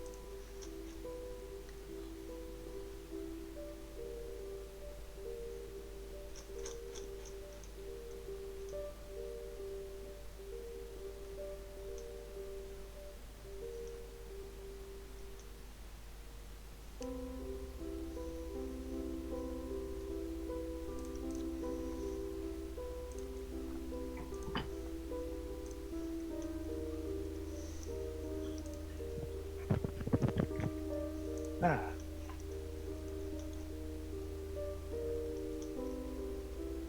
As Bill told you about his theory about that Xylos and Jack. What was that? As Mill told you about his theory. Which theory? Alright, what's up, The guys? Xylosian is Drake Blackburn. Xylosian's Drake Blackburn? Ooh, That's my theory. that's an interesting theory. It really is. Hmm. And there's only one person who knows right now. Mm-hmm. Me. Well, here's the funny thing about that. Since you've now put that out in the open, Kaido can now maybe adjust the story towards that. Maybe he didn't even know that that could have been a connection, but now you've given him the idea, which is actually awesome. If that happens. Or maybe I still don't think I caught the maybe- theory. Or maybe Xylosin is the complete fucking red herring and like you'll never meet this guy again. Very possible. I'm just, going on what I suspect. but as Jack can attest, my suspicions are sometimes horribly wrong. Yes.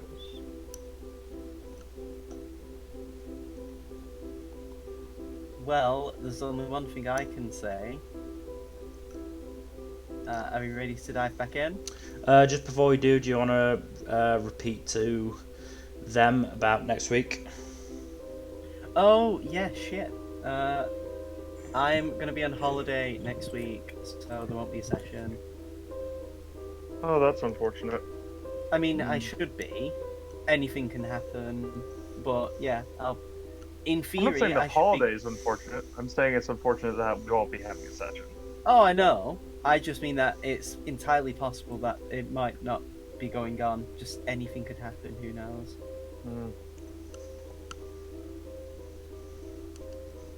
But yeah, what's it called? Are we ready to dive back in? Yep.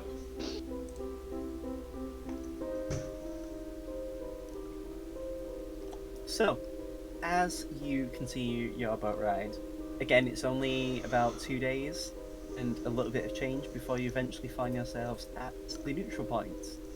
It's just like you remember, a lot of like mixed architecture of different buildings. And yeah, you just see a lot of like they were clearly like there for a reason, sort of milling about, wandering, doing various jobs, and yeah.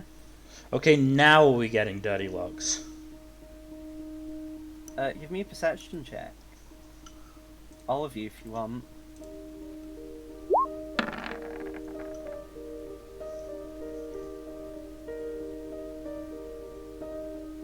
Man, too bad Darren's not here to roll for themselves. True. Should we do an extra roll? Never mind. I mean, it doesn't really matter. Felix. Well, we all got good rolls. Wait, why did you roll twice, Felix? I didn't. Oh no, you didn't roll twice. Sorry. I mean, I technically did, but that's what you're supposed to do. I mean, you're not meant to. It's just I've had it as the default for the sheets. Also, sometimes just muting, getting it, and that one the other, and just seeing the sweat. So, as you land, all of you pretty much notice, like, people looking your way. The only people who are really sort of giving you dirty looks are the guards.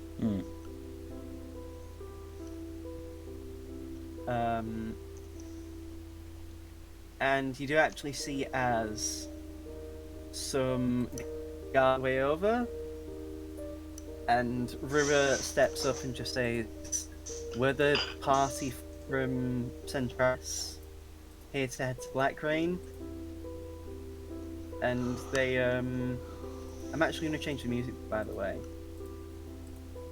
Female, there you go. And you just hear them say, like, "Yes, we understand, but why there's so many of you? We were told there'd be much less." And Rua just says, "Well, unfortunately, with the Fey market having existed in Venari at the time, a bunch of redcaps and an Anis hag decided to kill some of the people who were in the other group that was going to be headed here. So we rendezvoused back with them, and we all decided to come together. Is that going to be a problem?" And the guards just say... And the guards just, like, look between themselves and just shake their head. And they just say no. And also, is Akrura with you guys? And Rua just says, "No, it's just us. Just Decimator Zaras, myself, and some other guards." And some of you actually hear in the distance, like, "Oh, Decimator Zaras. What?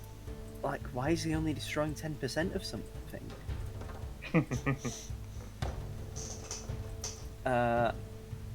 And yeah, like, just loads of words like that, and they just say, "Alright then, good thing you didn't bring Akira with you." And they just shake their heads.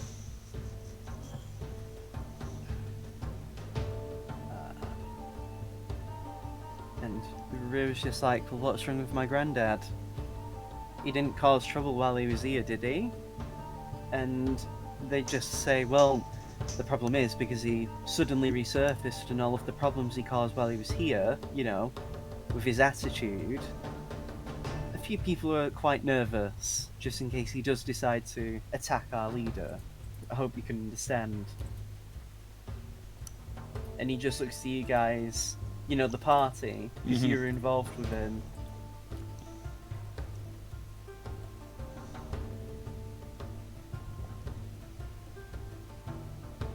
And Brewer basically just like says, well, you should be able to understand why my grandfather is pissed off.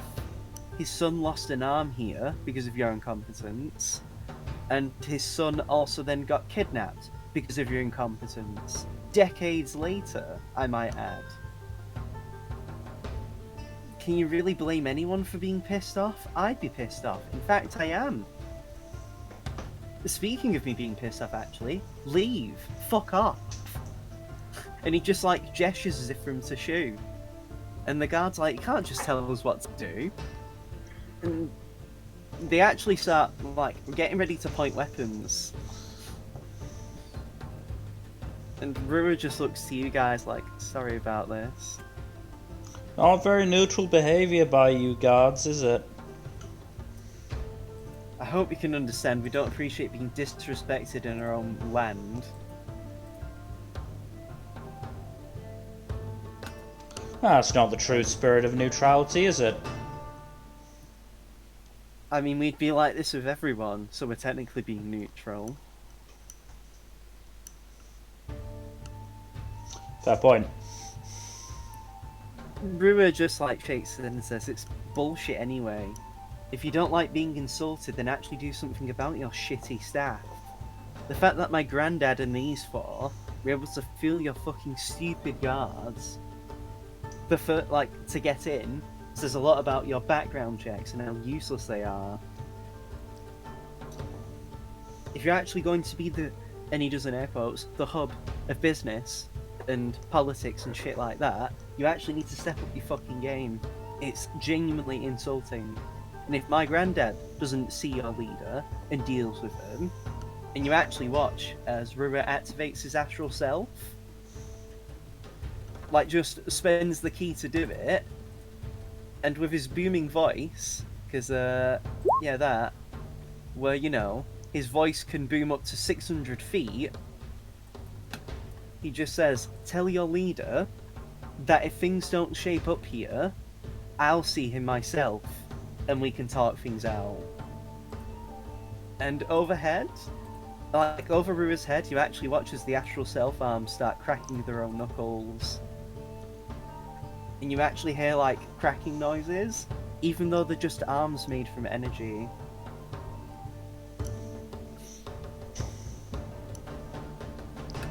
In fact, Rua's going to do an intimidation as well, because he has advantage in intimidation because of his astral self.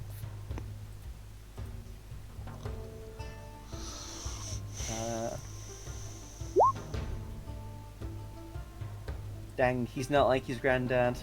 Akira was able to get Jane, I think I've said before, but when I did play as Akira, back when he was called Asta, every single crit, every single intimidation check he net 20'd.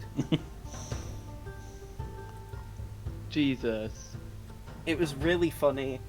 And it got to the point where the party, whenever I did intimidation checks, always was like chanting. It was such a hype moment, but yeah. The guards do back off, especially because Zaris does walk forward and just like pushes past them. He's clearly not in the mood for this. And the guards just leave. And you actually watch as quite a few people like, not running away, but giving you guys a wide berth. And Brewer just looks back to you guys and says, sorry for the outburst, but I hope you can understand. If anything happens, it's my responsibility.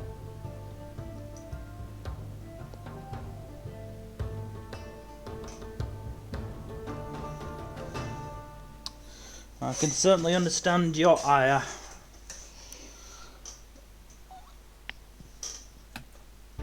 thanks. Anyway, how about we get ready to spend the day here, because we will have to, as we sort out the boat and all that nonsense. Try not to cause trouble, although I should really be saying that to myself more than anyone. Although, no wait, didn't you, and he just points to you, Felix, get into a fight with that satyr? No, I didn't. I didn't fight the satyr. Oh yeah, wasn't Drick the one who glassed him? Yep, I just took his horn. That was it, yeah. He just shakes his head. Not criticizing you, Felix, more just... I was very guys very seem like much the one who stayed out of the conflict. Everyone else got in some sort of fight, especially you, Darren. Oh yeah, I forgot Darren had to do that verbal. And got involved in, you know, the plot with Fortune. That was on the Oh no. out of character. That was Yeah, on that the was. resort. That was at the resort. Yeah, my bad. I'm mixing up parties where the satyr was there. To be fair, he was at both.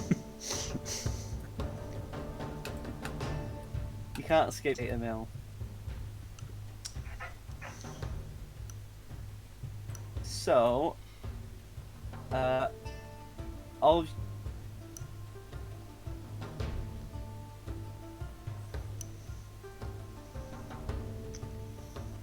Kaido?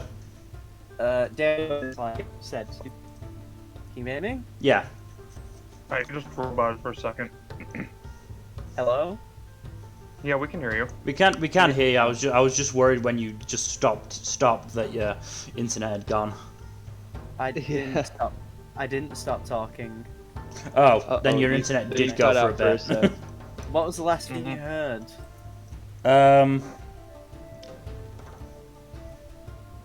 I should know this. It was literally 5 seconds ago. Same here, man. Wow, my players are paying attention. I think it was just. It was the GM. I think it was just, you know, you starting to talk about what we were about to do. Yeah, what I was saying anyway is the fact that you can either do stuff on your own or do stuff as a group. Mm-hmm. Because I nearly said Darius again. Dairon and Zaras are going to be doing stuff with getting a boat to Blackrain. Yeah.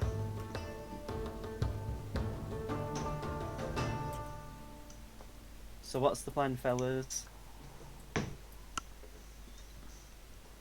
Are you gonna have some fun out in the town? Felix is going to search for a mahjong parlor.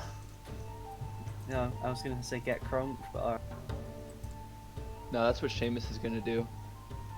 of course he is. Hey, are you actually, or are you gonna like...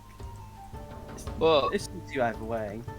honestly though, Seamus is gonna lock himself somewhere or like just go into like some random street corner and just start playing music. I was gonna He's say, gonna- before everyone splits off, you are pointed on a map, because you do actually find a map of the area. And you are Wait, pointed real to quick the- though. Has Seamus is Seamus attuned to the new lyre? Or do I have You'd to have do easily- that still? You'd have easily attuned to it by now. Anyone who has magic items, you'd have attuned to him by now. Mm. You've had more Okay. than enough time. You've Never had like mind a then. week. You've had like over a week. So then this- Unless you actively chose not to do it until now. I always So- assume you'd be attuning to items once you get them, pretty much. Let's say Seamus finds like a fountain somewhere, like or just like something like some kind of small square that isn't too crowded, and he just starts playing. Well, before you go, Uh-huh.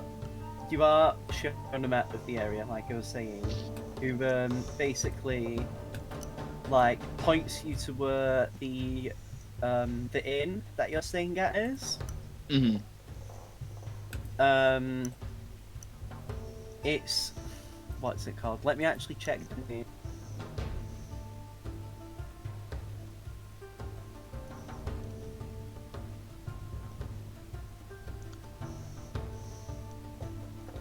I'm actually trying to find the thing. Because I have a list of In names. yeah, and I'm trying to remember which one it is because I didn't actually like. Because there's chains, you see, and then there's specific ones. Are you talking about the one that you sent in the chat earlier? The name? No, that was the one at the Cordis border. Oh, that's right. Yeah. Never Oh mind. my god, I'm actually trying to remember the name because it's based on a real life like chain in England.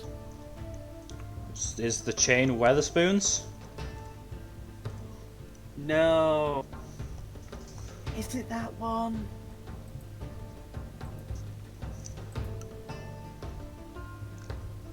I actually can't remember the fucking. Because the whole point is I was going to make a joke about the what's it called? Because this, I was going to make a joke about what it's called, the slogan. But I can't. Fuck it. I'm just going to make a personal roll, and depending on what I get, depends on what it's called. The place is big enough that there's multiple inns in the area, so it's fine. Right, it's that name. It's called The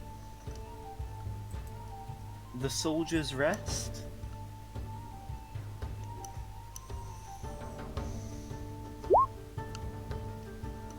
Alright. Yeah. So you know where to find it if you were to look in the map again in another part of the area. Again, like. Yeah. Otherwise, though, you can go off and do whatever you'd like. Mahjong. So you're doing Mahjong. Seamus, you're just being an edgelord playing in public, right? Yeah, just playing on a random street corner. Not really trying to like perform, but just trying to practice somewhere that's not enclosed. Aldane?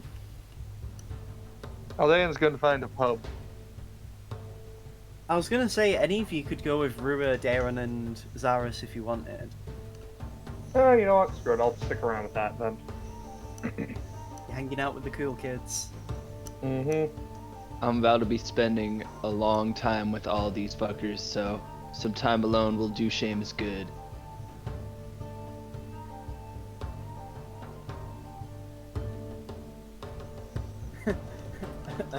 Right, so we're gonna start with Felix. Do you just look for one on your own, or do you ask the people, like, for directions? I'll ask the bartender at the Soldier's Rest. So you head there first. Yeah. So on the way, actually, what's your passive perception like? By the way, 13. Unrelated. No, 13. Oh, Yes. right then. Interesting. Oh no. It's Oh genuinely not. no. I just love asking for passive perception and then hearing the fear in people.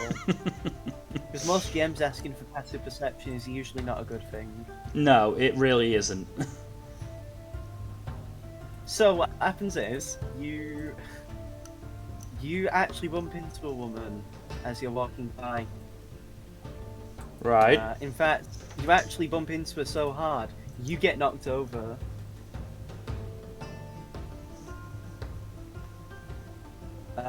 Do you look for the person who did it?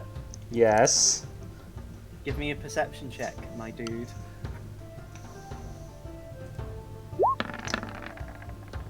Would have been better off with my passive. You can't tell. They've blended into the crowd already. I will. They're going in the opposite direction of you, so if you wanted to head backwards, you could try and look for them again. The only First, thing you could tell is that it seemed like a woman, but that's it. first There's a lot I of will. I will check if I'm missing anything. Investigation. Please.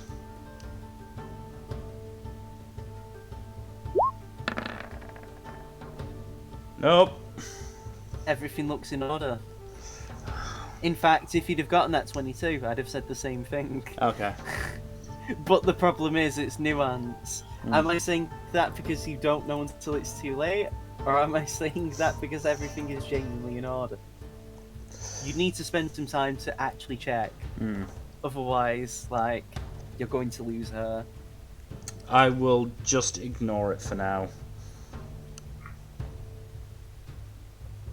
Alright then. So you continue along, going to the Soldier's Rest. You find the barkeep. They are...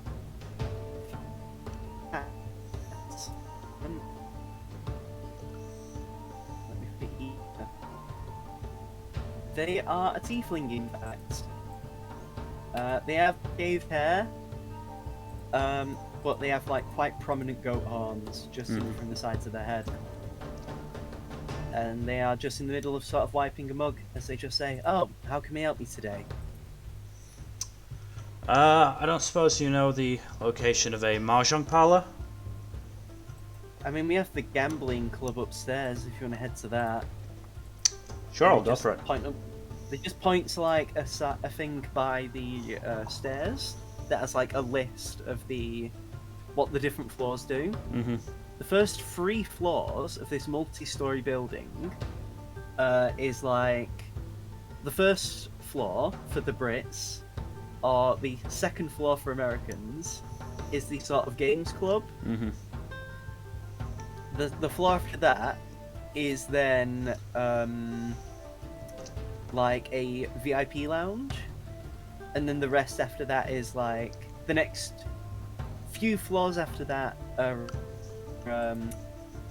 rooms.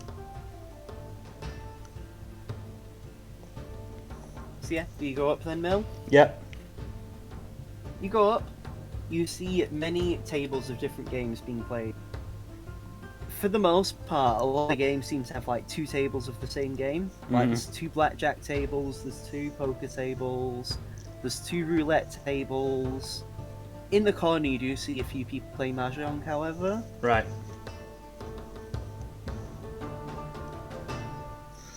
I will wander over and join. So when you make it there is no black turtle, so you don't need to worry. There is no satyr either, so you do not need to worry about that. Cool. It just seems like, yeah, just a table of people, varied races and faces. You ever sit down? Yep. Aces. So, as you take a seat, the people just say, "Oh, it's nice to see some young blood in here." As you can tell, a lot of the people playing mahjong are sort of older people. And yeah, they just like say, "Yeah, grab a seat, sit with us." Do so. And yeah, roll me a mahjong roll, my guy. Come on, mouse. Don't fail me now. Woohoo. Ooh, very nice. So someone actually matched. Oh. They had to crit though to match you. But I count crits and stuff like that the same thing, so don't worry. You've not been cheated out of a win when you technically tied. So you and another player just have a stalemate. It's then between you and this one player for like the round. Yeah. As the other two sort of like leave you to do it. Roll me another mahjong check.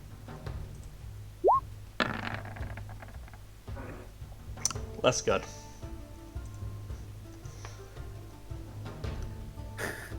Did they get a 2? Did they roll a 2 and therefore get 6? Or did they nat 1 as well? Or did they roll... What did they roll? They also match. Oh, god damn it. I'm not betting my finger. Not again. Coward. So what happens is, you just and you actually watch as a few people from the other tables are looking your way. roll me one last Mahjong check. Or maybe it's another... We'll see what happens if you tie again.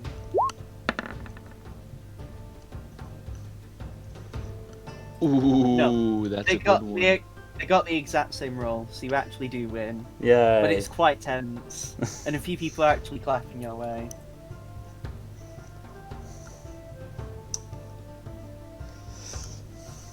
Always a fun start to a session. Indeed. Yeah, I continue playing. I thought you said I just die. I was No. like, what? That's a bit extreme. Did you want more of that? Come on, let's get some more kaiji shit going. So yeah, let's get some more kaiji shit. As you're playing Mahjong, you do actually hear some of the people at the tables talking. Mhm. If you want to listen in, you can. I will. So, the only thing you hear is the word scarlet being thrown about Right. by a couple of guys. That's it.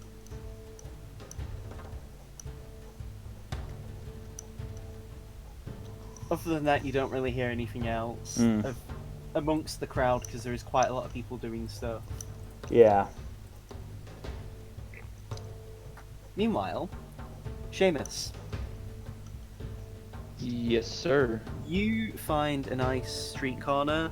It's like just near a marketplace. A lot of foot traffic, but you can sort of blend in and just play some music and not really like worry. Stand out too much. Cool. Yeah. Give me a performance check, my dude, with whichever instrument you want to play with. Alright, so let's go with the... Oh shit, I just realized I don't have the Lyre of Building on my tools list. Just drop in Lyre. Okay. From the compendium, right? Yeah. Cool. I was gonna say no joke, but it was a bit like vile.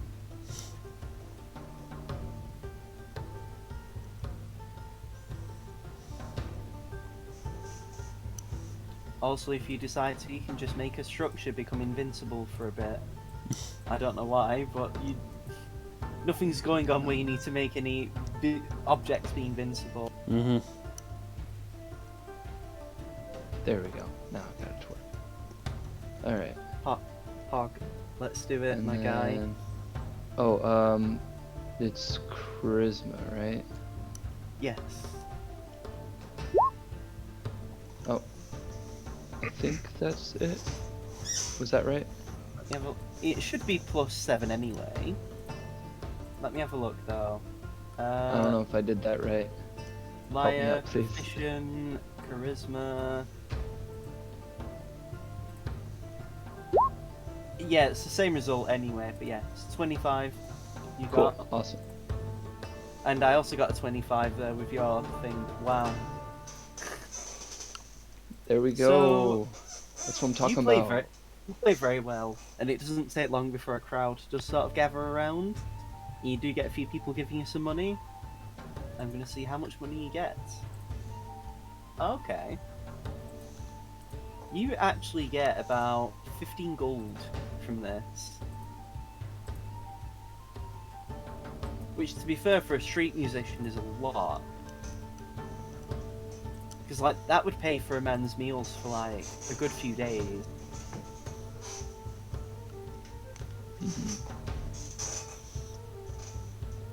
As you're sort of playing for the crowd, yeah, there's just a lot of different faces sort of sticking out to you.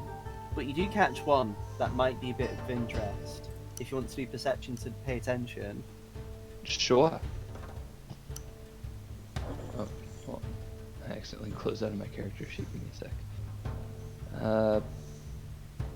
Perception.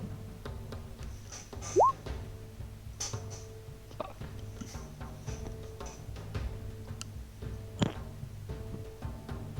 Guess I'm not paying attention enough. I'm just focused on the music. You don't really notice them for long, and you sort of notice the moment you sort of make eye contact, they move away, like they walk away.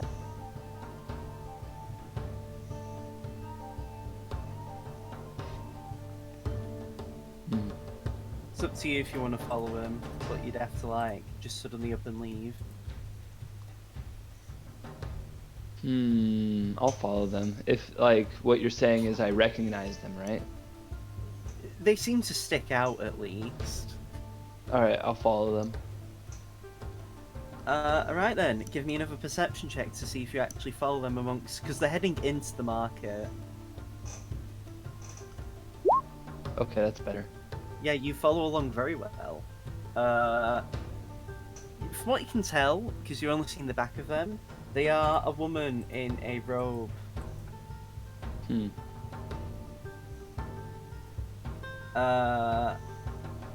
And yeah, like, from the back, you can almost feel like you've seen them before.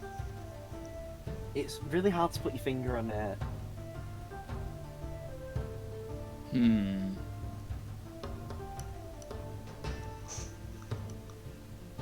So, I'll just continue following them. Are you going to do it stealthily, by the way, or do you not really care?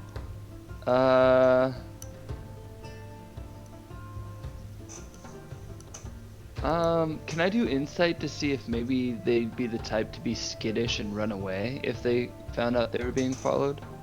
Do it. Try. Where'd it go? There it is. Fuck.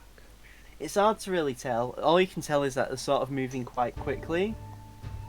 And you do know they sort of moved away once you made eye contact, but it's hard to tell if they want you to follow them or not.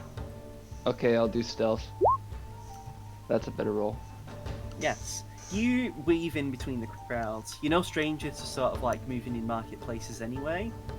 And so you're sort of used to like following people anyway. So yeah, you easily like navigate through the crowds. You do follow this person quite a bit.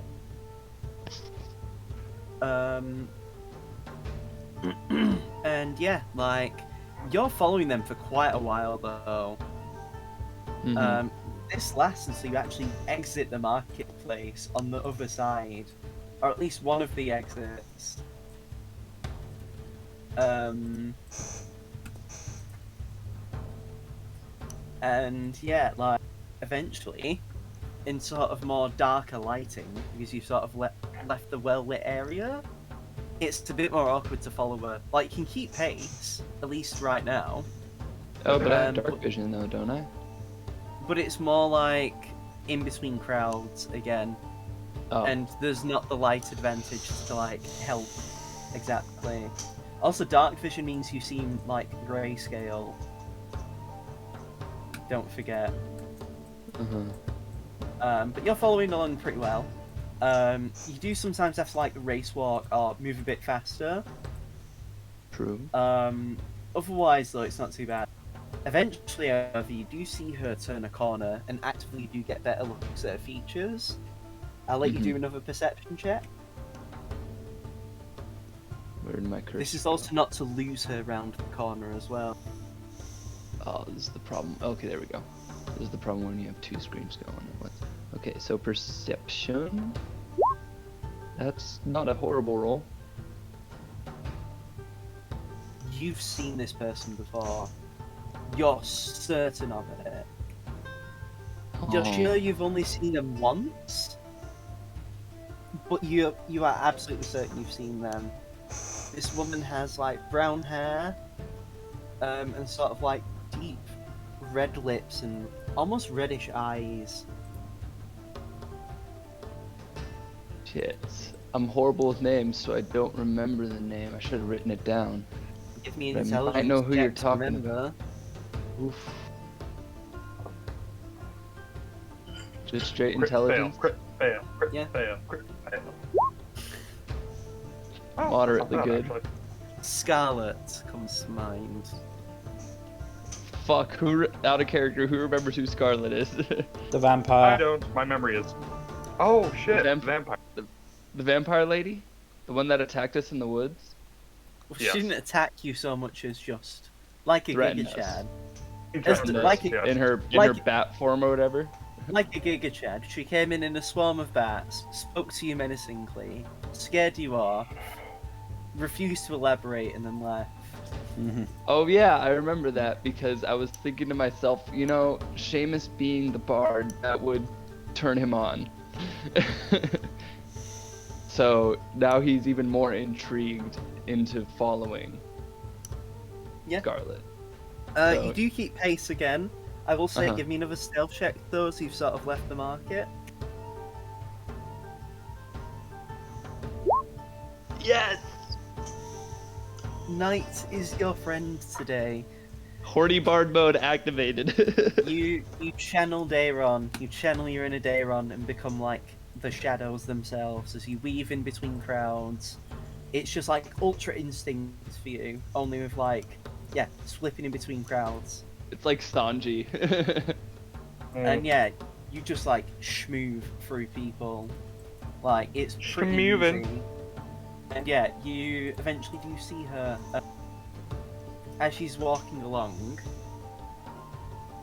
where she actually begins to sort of head into the, I'm trying to think of the name of it, the sort of like administrative building, like where you went to see Rua when he was at the neutral point, you know, for like the summit and stuff, Mm-hmm.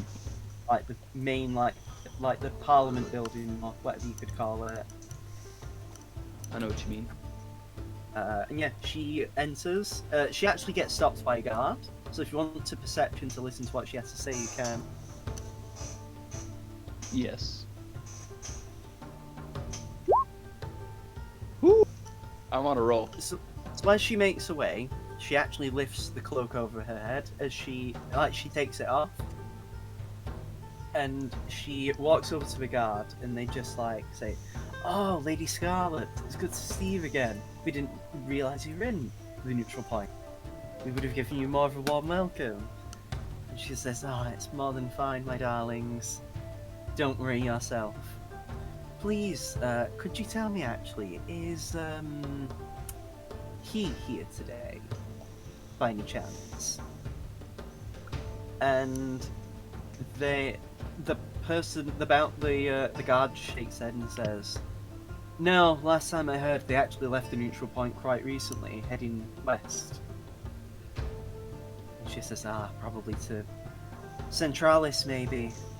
Anyway, thank you very much for your time. And the guard just says, do you want to come in, Miss Scarlet?" And she just shakes and says, "It's more than fine. I'm quite a busy woman, as you know." And they just very excitedly and like aggressively shake their head, like, yeah, I understand. Sorry to bother you anyway." And she's like, "It's more than fine. Don't worry. Just enjoy your night. You're doing a very good job, sir." And she just pats him on the shoulder, and they just like, "Yeah, of course." And they just nod.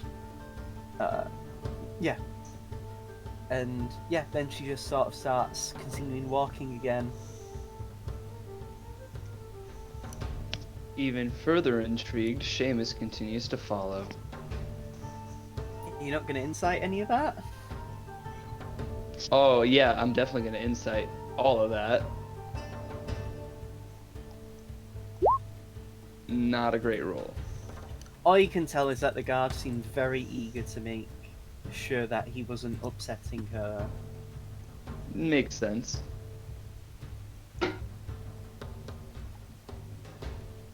So I'll continue to follow her. Do I need to do any other checks? As you continue to follow, it's been several minutes since you're sort of following her through the crowd. Mm-hmm. At this point, she's sort of like slowing down a bit, and after she walks away, actually, she pulls her hood back up. And yeah, she's just like sort of moving through the crowds pretty easily as well.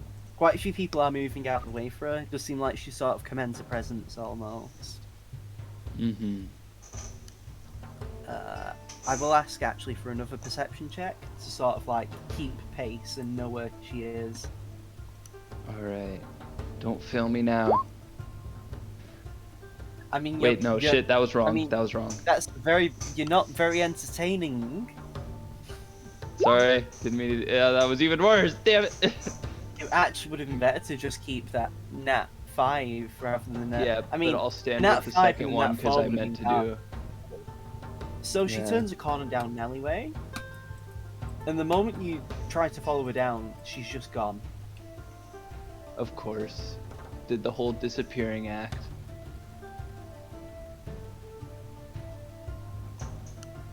And yeah, it's just nothing's there. No one's there. It's like you just imagined that she went down this way. Oh man. 'Tis wild. So Seamus just kind of logs that away in his mental bank. Can I do any kind of climb to the rooftop and do a perception check to see if she's around somewhere that I can spot? Give me athletics then, Alright. because that's the climbing stat. Oh wow, with no mod too. Yeah, you just like fucking.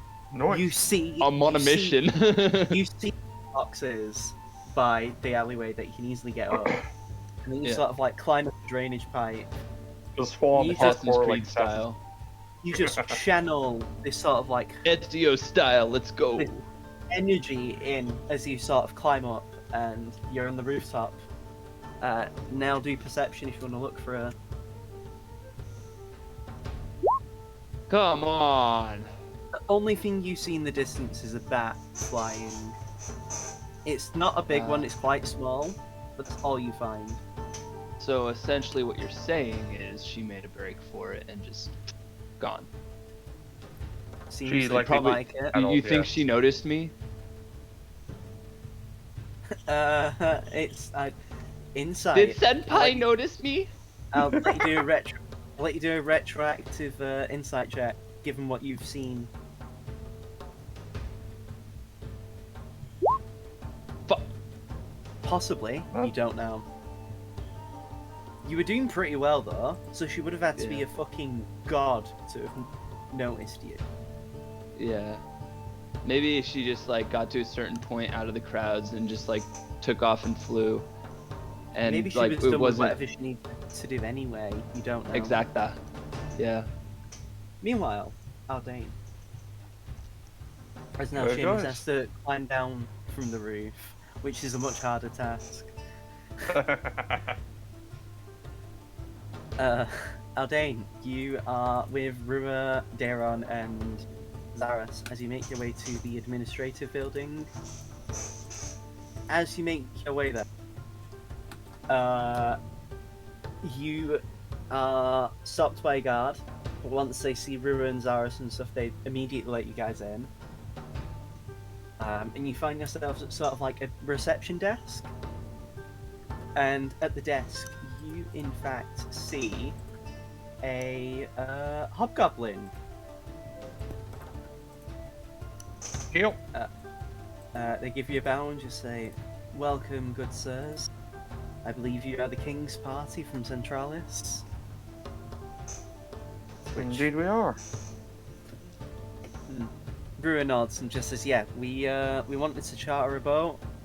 In total, there's the 4 of us plus 2 more from our group." He gestures to himself, Daron, and you, Aldane.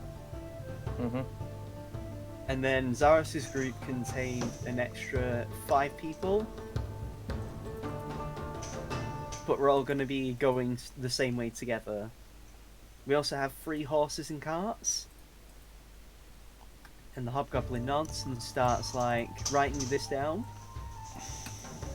And just says, yes, that's fine. The only ship currently heading to Blackrain by earliest tomorrow is the Unsinkable.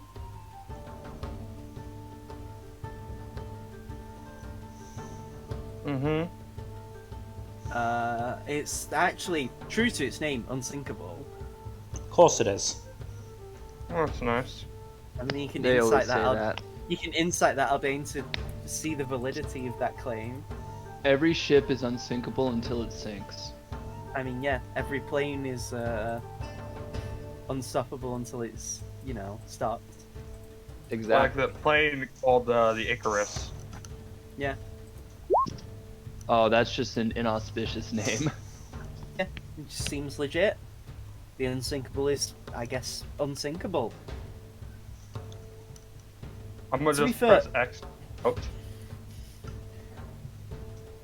To be fair, if you look at Zaros, he does look a bit like, yeah, sure. And he just says, yes, the Unsinkable is also one of the few ships that are immediately at the port that'll be big enough to take you there. If we'd have known there was a bigger party, we would have made sure to, well, get you a ship that was more immediately available, but that's the only one we've got, really. I hope you can understand. And Nero Brewer nods and just says, yeah, it's more than fine. One thing as well, actually, we were hoping, if at all possible, then, like, if we could get sort of, like, bodyguards just by the rooms that we're at. And the Hobgoblin nods and says, oh, we already had that sorted for you, don't worry. We understand, like, you're on a very important diplomatic mission, and we don't want to be any more of an inconvenience to you than already what's happened. Worry not.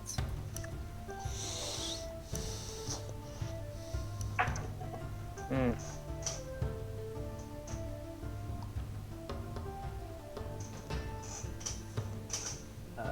Is this all, my King Brewer? And he also looks to you guys in case you might have anything you want to ask Aldane.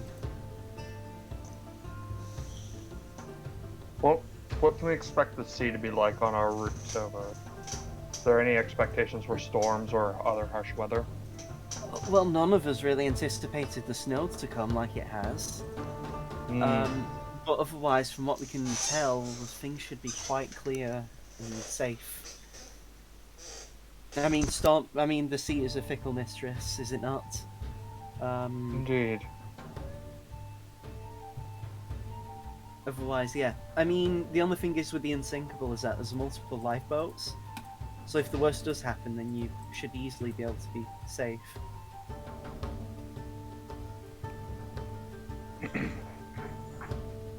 Alright. I suppose it would be counterproductive to call a boat the sinkable.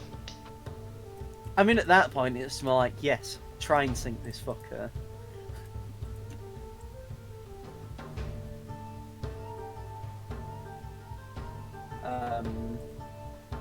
Otherwise, yeah, it's just... Otherwise, that's pretty much... It was mostly just, like, sorting out an actual boat and what, to get more of a thing. He does actually hand Zaros a folder and just says, this is the specs of the boat and any other information you might need, such as the crew members, their history, just to ensure maximum satisfaction. Zaros gives it a flick through and just nods and says, yeah, this is fine. I'm pretty satisfied with this.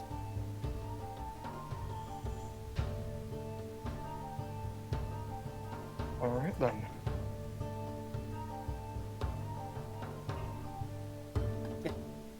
On your way out, actually, as you leave, you just catch Seamus, seemingly like moving through crowds. Hey, I thought my stealth was better than that.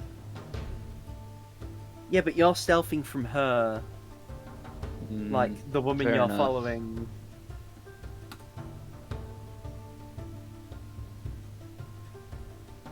Also, it's not as if, like, Aldane's gonna be like, hey, what are you doing, Seamus? True enough. Although I couldn't put it past him.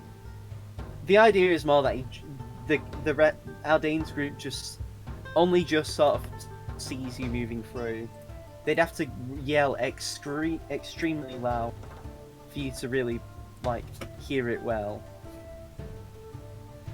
Hmm. Brewer just looks to you, Aldane, and says, "What the fuck is he doing? When did he become Dayron?"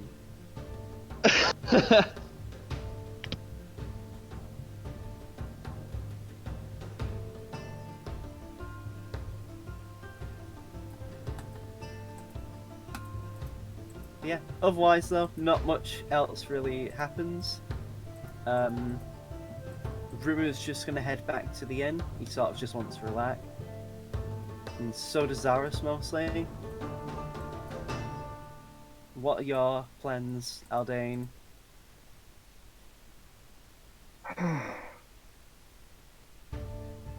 Aldean is planning to find somewhere to eat and maybe get a drink.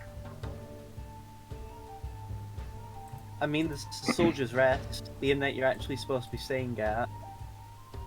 Hmm.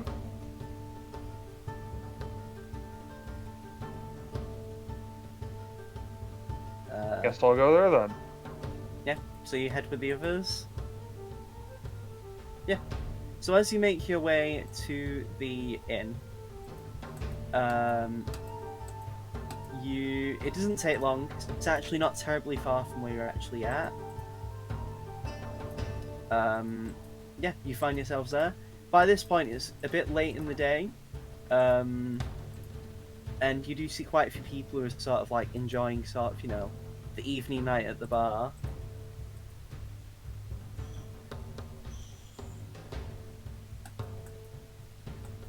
Yeah. So you're just gonna sit at the bar and have a drink then, Aldane? Yes. As you go to the desk, the counter even, you do see a tiefling with his shaved head. And he just gives you a smile and says, "Oh, how can I help you there, sir?" Is this the front desk or is this the bar area? Like the actual bar. I'd like to have a glass of whiskey, please. Oh, yes. Very nice. Respectable. Classy, I like it. How would you like, then, to try the famous whiskey from Cordnia Pole? I certainly would. Here you go. And he slides you a glass with a few, not ice cubes, but whiskey rocks inside. That is actually a thing for people who don't know, where you can just get like stones that go in whiskey, and so instead of having the ice melt, they're actually just cold rocks. That sounds pretty cool, actually. Yeah, like it's a legit thing. It's just because not everyone wants like water in their drink that isn't water anyway. Mm-hmm.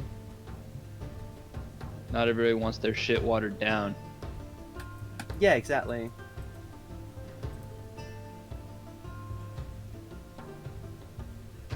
But yeah, it does taste very nice, Aldane. Quite strong, but it's also quite chilling in a good way.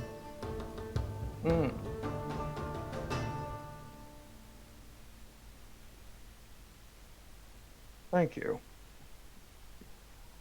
No problem. Are you, by any chance, friends with an elf who enjoys games of mahjong? Yes, actually. How did you know? You both seem like you're not from around here, so, made a guess. He's upstairs if you do need him. I see. Well, I'll go check on him at some point. He nods. So, would Felix still just be playing mahjong throughout the day? Unless he, lost big, then probably. Well, let's find out. Give me 3 mahjong checks. Oh, pretty pog. Less. Oh, not terrible. Ooh. Better. So you peak early. You do very well at the start, but then it's sort of like the other players are quite experienced. Yeah. So they're actually making you have to like work for it. Mm-hmm. Otherwise, you win more than you lose. And an old man actually says, "Oh, I can tell your style of play is very interesting. Do you perhaps know a Ration? Yes, I do. He does come here fairly frequently. He does love a good round of this, or whatever game he likes playing. Mm. As long as he can swindle people out of a win." That sounds like Ration. Fair enough. Do be careful around him. He is a known troublemaker. Don't worry, I don't trust him. I trust him only about as far as I could throw him. I mean, given your scrawny arms, that wouldn't be very far anyway. Exactly. He's not a terrible person, but, you know, he does like to rile some people up. In fact, at one point when he was supposed to be on leave, he had to deal with someone who was trying to commit suicide. Guess how he solved that? Knocked them out. He threw him off the roof of the building. Yeah, that sounds like Ration. Accidentally, didn't kill the man. It was just more that in the tussle he knocked him over, which then meant that, you know, the services could actually, like, catch the guy. All's well that ends well. I mean, the guy's getting the help he needs, so it's a net win. Mm-hmm.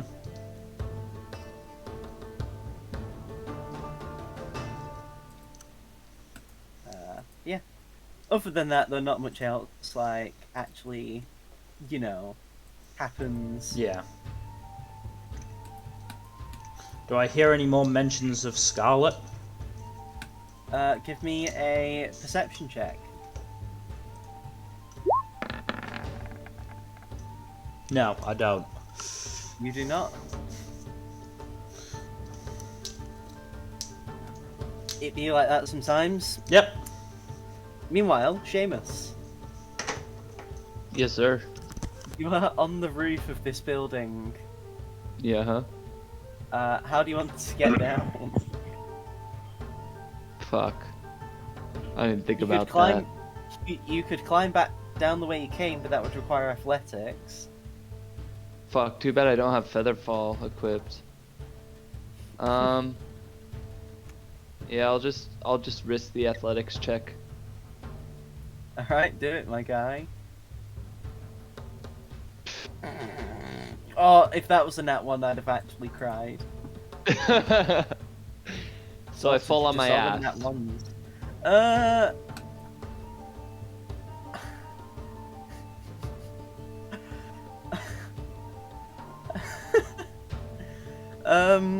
I'll allow you to make me a acrobatics check. Oh, thank God I actually have proficiency in that. That's much better.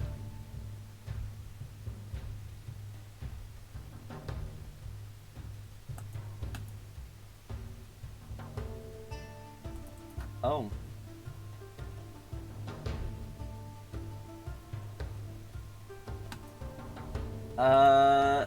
So as you fall, because this was a 3-story building you climbed up.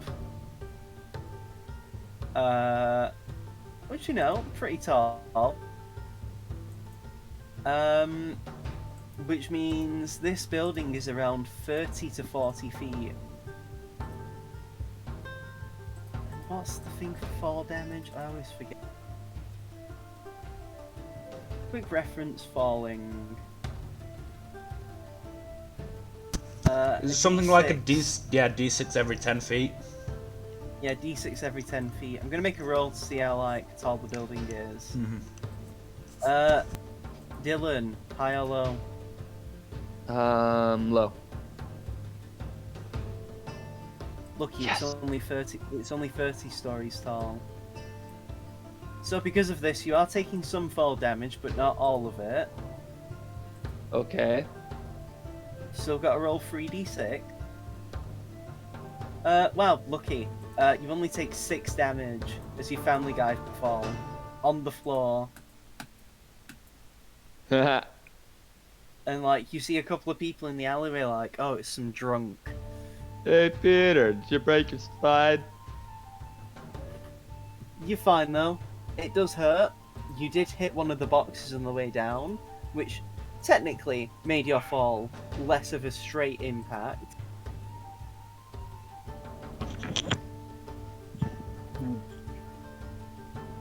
But yeah, you get up, you are able to leave. What are you doing after that then? Going back to my street corner. I will say it will take you several minutes to get back there. I figured. I'm gonna use the walk to kind of take in the sights of the city. Maybe do a quick perception check, see if there's anything interesting going on around. Yeah, do it.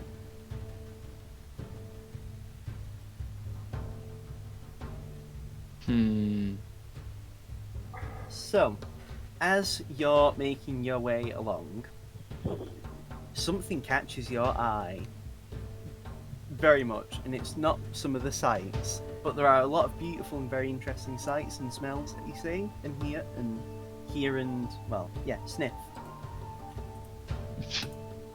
You see a black-haired elf with dark skin, and you recognize her very much.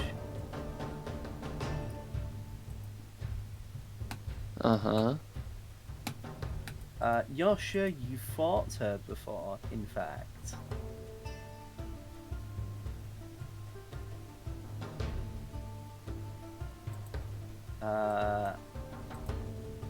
She looks to be a drow as well, if that helps you remember. Is that one of the chicks from Blackrain? Looks very much like so. Should I do an intelligence check to remember? Honestly, you're pretty confident it is. There's not many elves that you know that look the way she does. I approach her. She's currently walking, like, as she's, like, moving through the city. Similar to this Scarlet Woman. Am I just gonna be stalking women this whole session? Is that what's gonna happen? This is your curse. You must be a creep. Is this my Sanji episode? I mean, to be fair, it's all legit. Like, that was a vampire you were chasing. You've not And now seen it's in an ages. enemy. Potential enemy warrior, whatever. Yes. Yeah, you can follow her. If you do want to be stealthy, you must give me a stealth check. You already know what it is. Nice. Good roll. So, as you're following her, you are doing very well. It's actually quite surprising. Like, hey, I thought this stealthing was supposed to be difficult. Why did Daron put so much effort into learning how to be good at it, right? Right. But yeah, you are sneaking through. As you're following her, you actually find yourself approaching near the docks that would lead to Blackrain. Makes sense, she's from Blackrain. Maybe she's going home, but I'ma keep following and see what she's doing. You do see as she approaches another elf in like neutral point guard, like gear, and they're talking. If you want, you can give me a perception check. See if I can hear what they're saying. And if not, failing that, you can at least read lips. True. So from what you can hear, it ends up being like this, as you hear... Mistress Layla, there have been some sightings. There have been some sightings of the King Brewer's group having entered the area. What's the plan? And she just says, let them through, there's no point in stopping them here. I mean, besides, the neutral point is here, they're going to help them otherwise. It'd be best to let them come into our domain. Once they're in Blackrain, it would be too hard for them to escape, even with Tenno Yammer next to us. All we can do is be patient, draw them in, and strike when the moment is right. You understand? And she just pats his cheek, all quite patronizingly. And the man just nods and says, "Yes, I understand, miss." And she says, "Good. Maybe if you do very well, I will inform father of your obedience and your work ethic. I'm sure he'll very much reward you for that." And he just nods and says, yes, thank you so much, big sister. I do appreciate it greatly." And she says, "I know you would. Ta-ta for now. I'm to meet Anemone soon enough." And she heads back to what looks like quite the menacing boat. It's not like tricked out or anything, but it just sort of has this like vibe as you look at it. Does it look like something Edward Elric would design? Like, it's got on the flag is the design actually of a heart, like an actual anatomically correct heart. Mm-hmm. A silhouette of one. And with that is then a dagger about like stabbing it. Mm-hmm. And yeah, you see quite a few guards on the ship though. What don't look like they're from the neutral points, their equipment. In fact, you reckon it looks very similar to stuff you've heard and seen of Blackrain. Figures. And so she boards this boat? Yeah, she boards the ship. And yeah. Unless Does you it want take off? It doesn't take off, but she's on the boat. Thing is, you do see and still hear a bit more, especially because you have lip reading, as the elf that she has left has just said, "I can't wait for this business with Centralis to be over already. Here's hoping they don't decide to go to the Imperium." As he then just sort of stretches and walks away, looking like he's going back to any business he was doing before. Mm-hmm. I'm gonna cast Sending to Rua. Okay. That gives me 25 words, right? Yes. All right. Let me give me 1 sec to draw that up.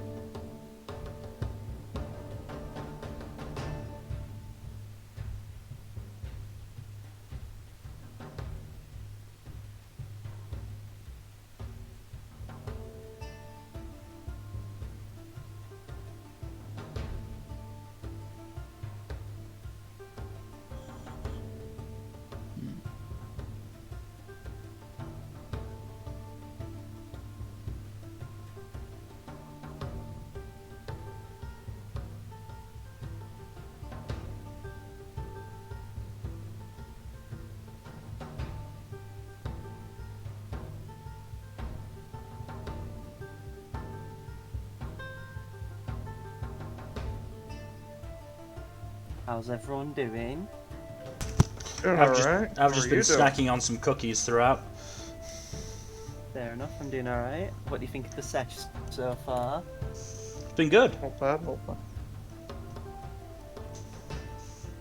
Also, by the way, Jack, do you remember when I said that you bumped into someone back in Centralis?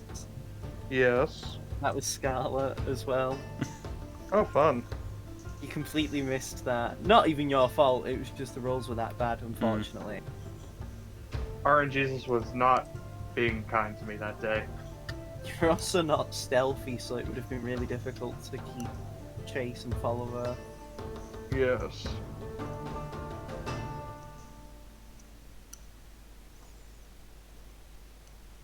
I'd like to think you've met some interesting characters this session, though. Yep. Mm-hmm. Alright, I sent that in the general, that's what I'm sending to. Blackrain maybe plotting something against Centralis. Spotted. It's not how you'd spell it, but I get what you mean. This is how you'd spell it. Close enough. Lord of Blackrain discussing business with a neutral point guard by docks. That's-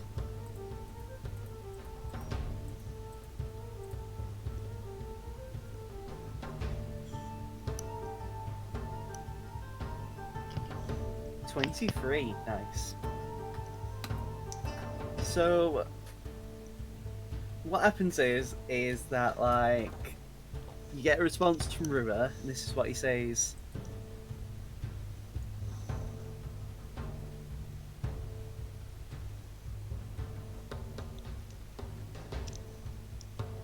I'm just typing it out now.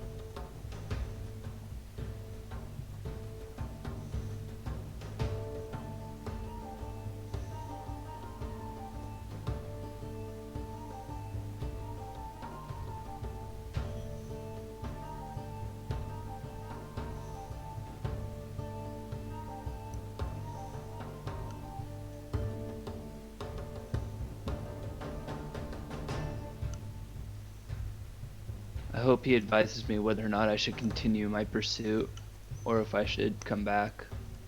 I didn't have enough words to include a message about that. 7, 8, 9, 10, 11, 12, 13, 14, 15, 16, 17. I have some more that I can put in then.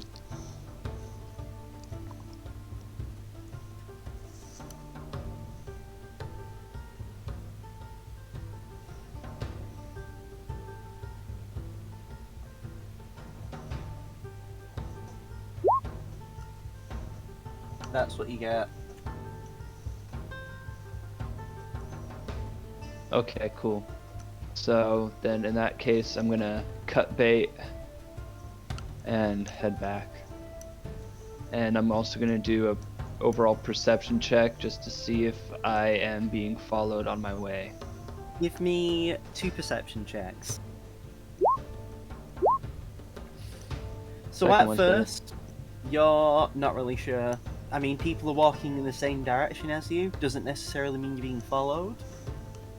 You're not very confident. But later on, as you sort of get closer to the end, you're pretty certain you're not being followed. Okay, good. Unless their stealth check is just better than my perception. Yeah, highly possible. If you're Paranoia.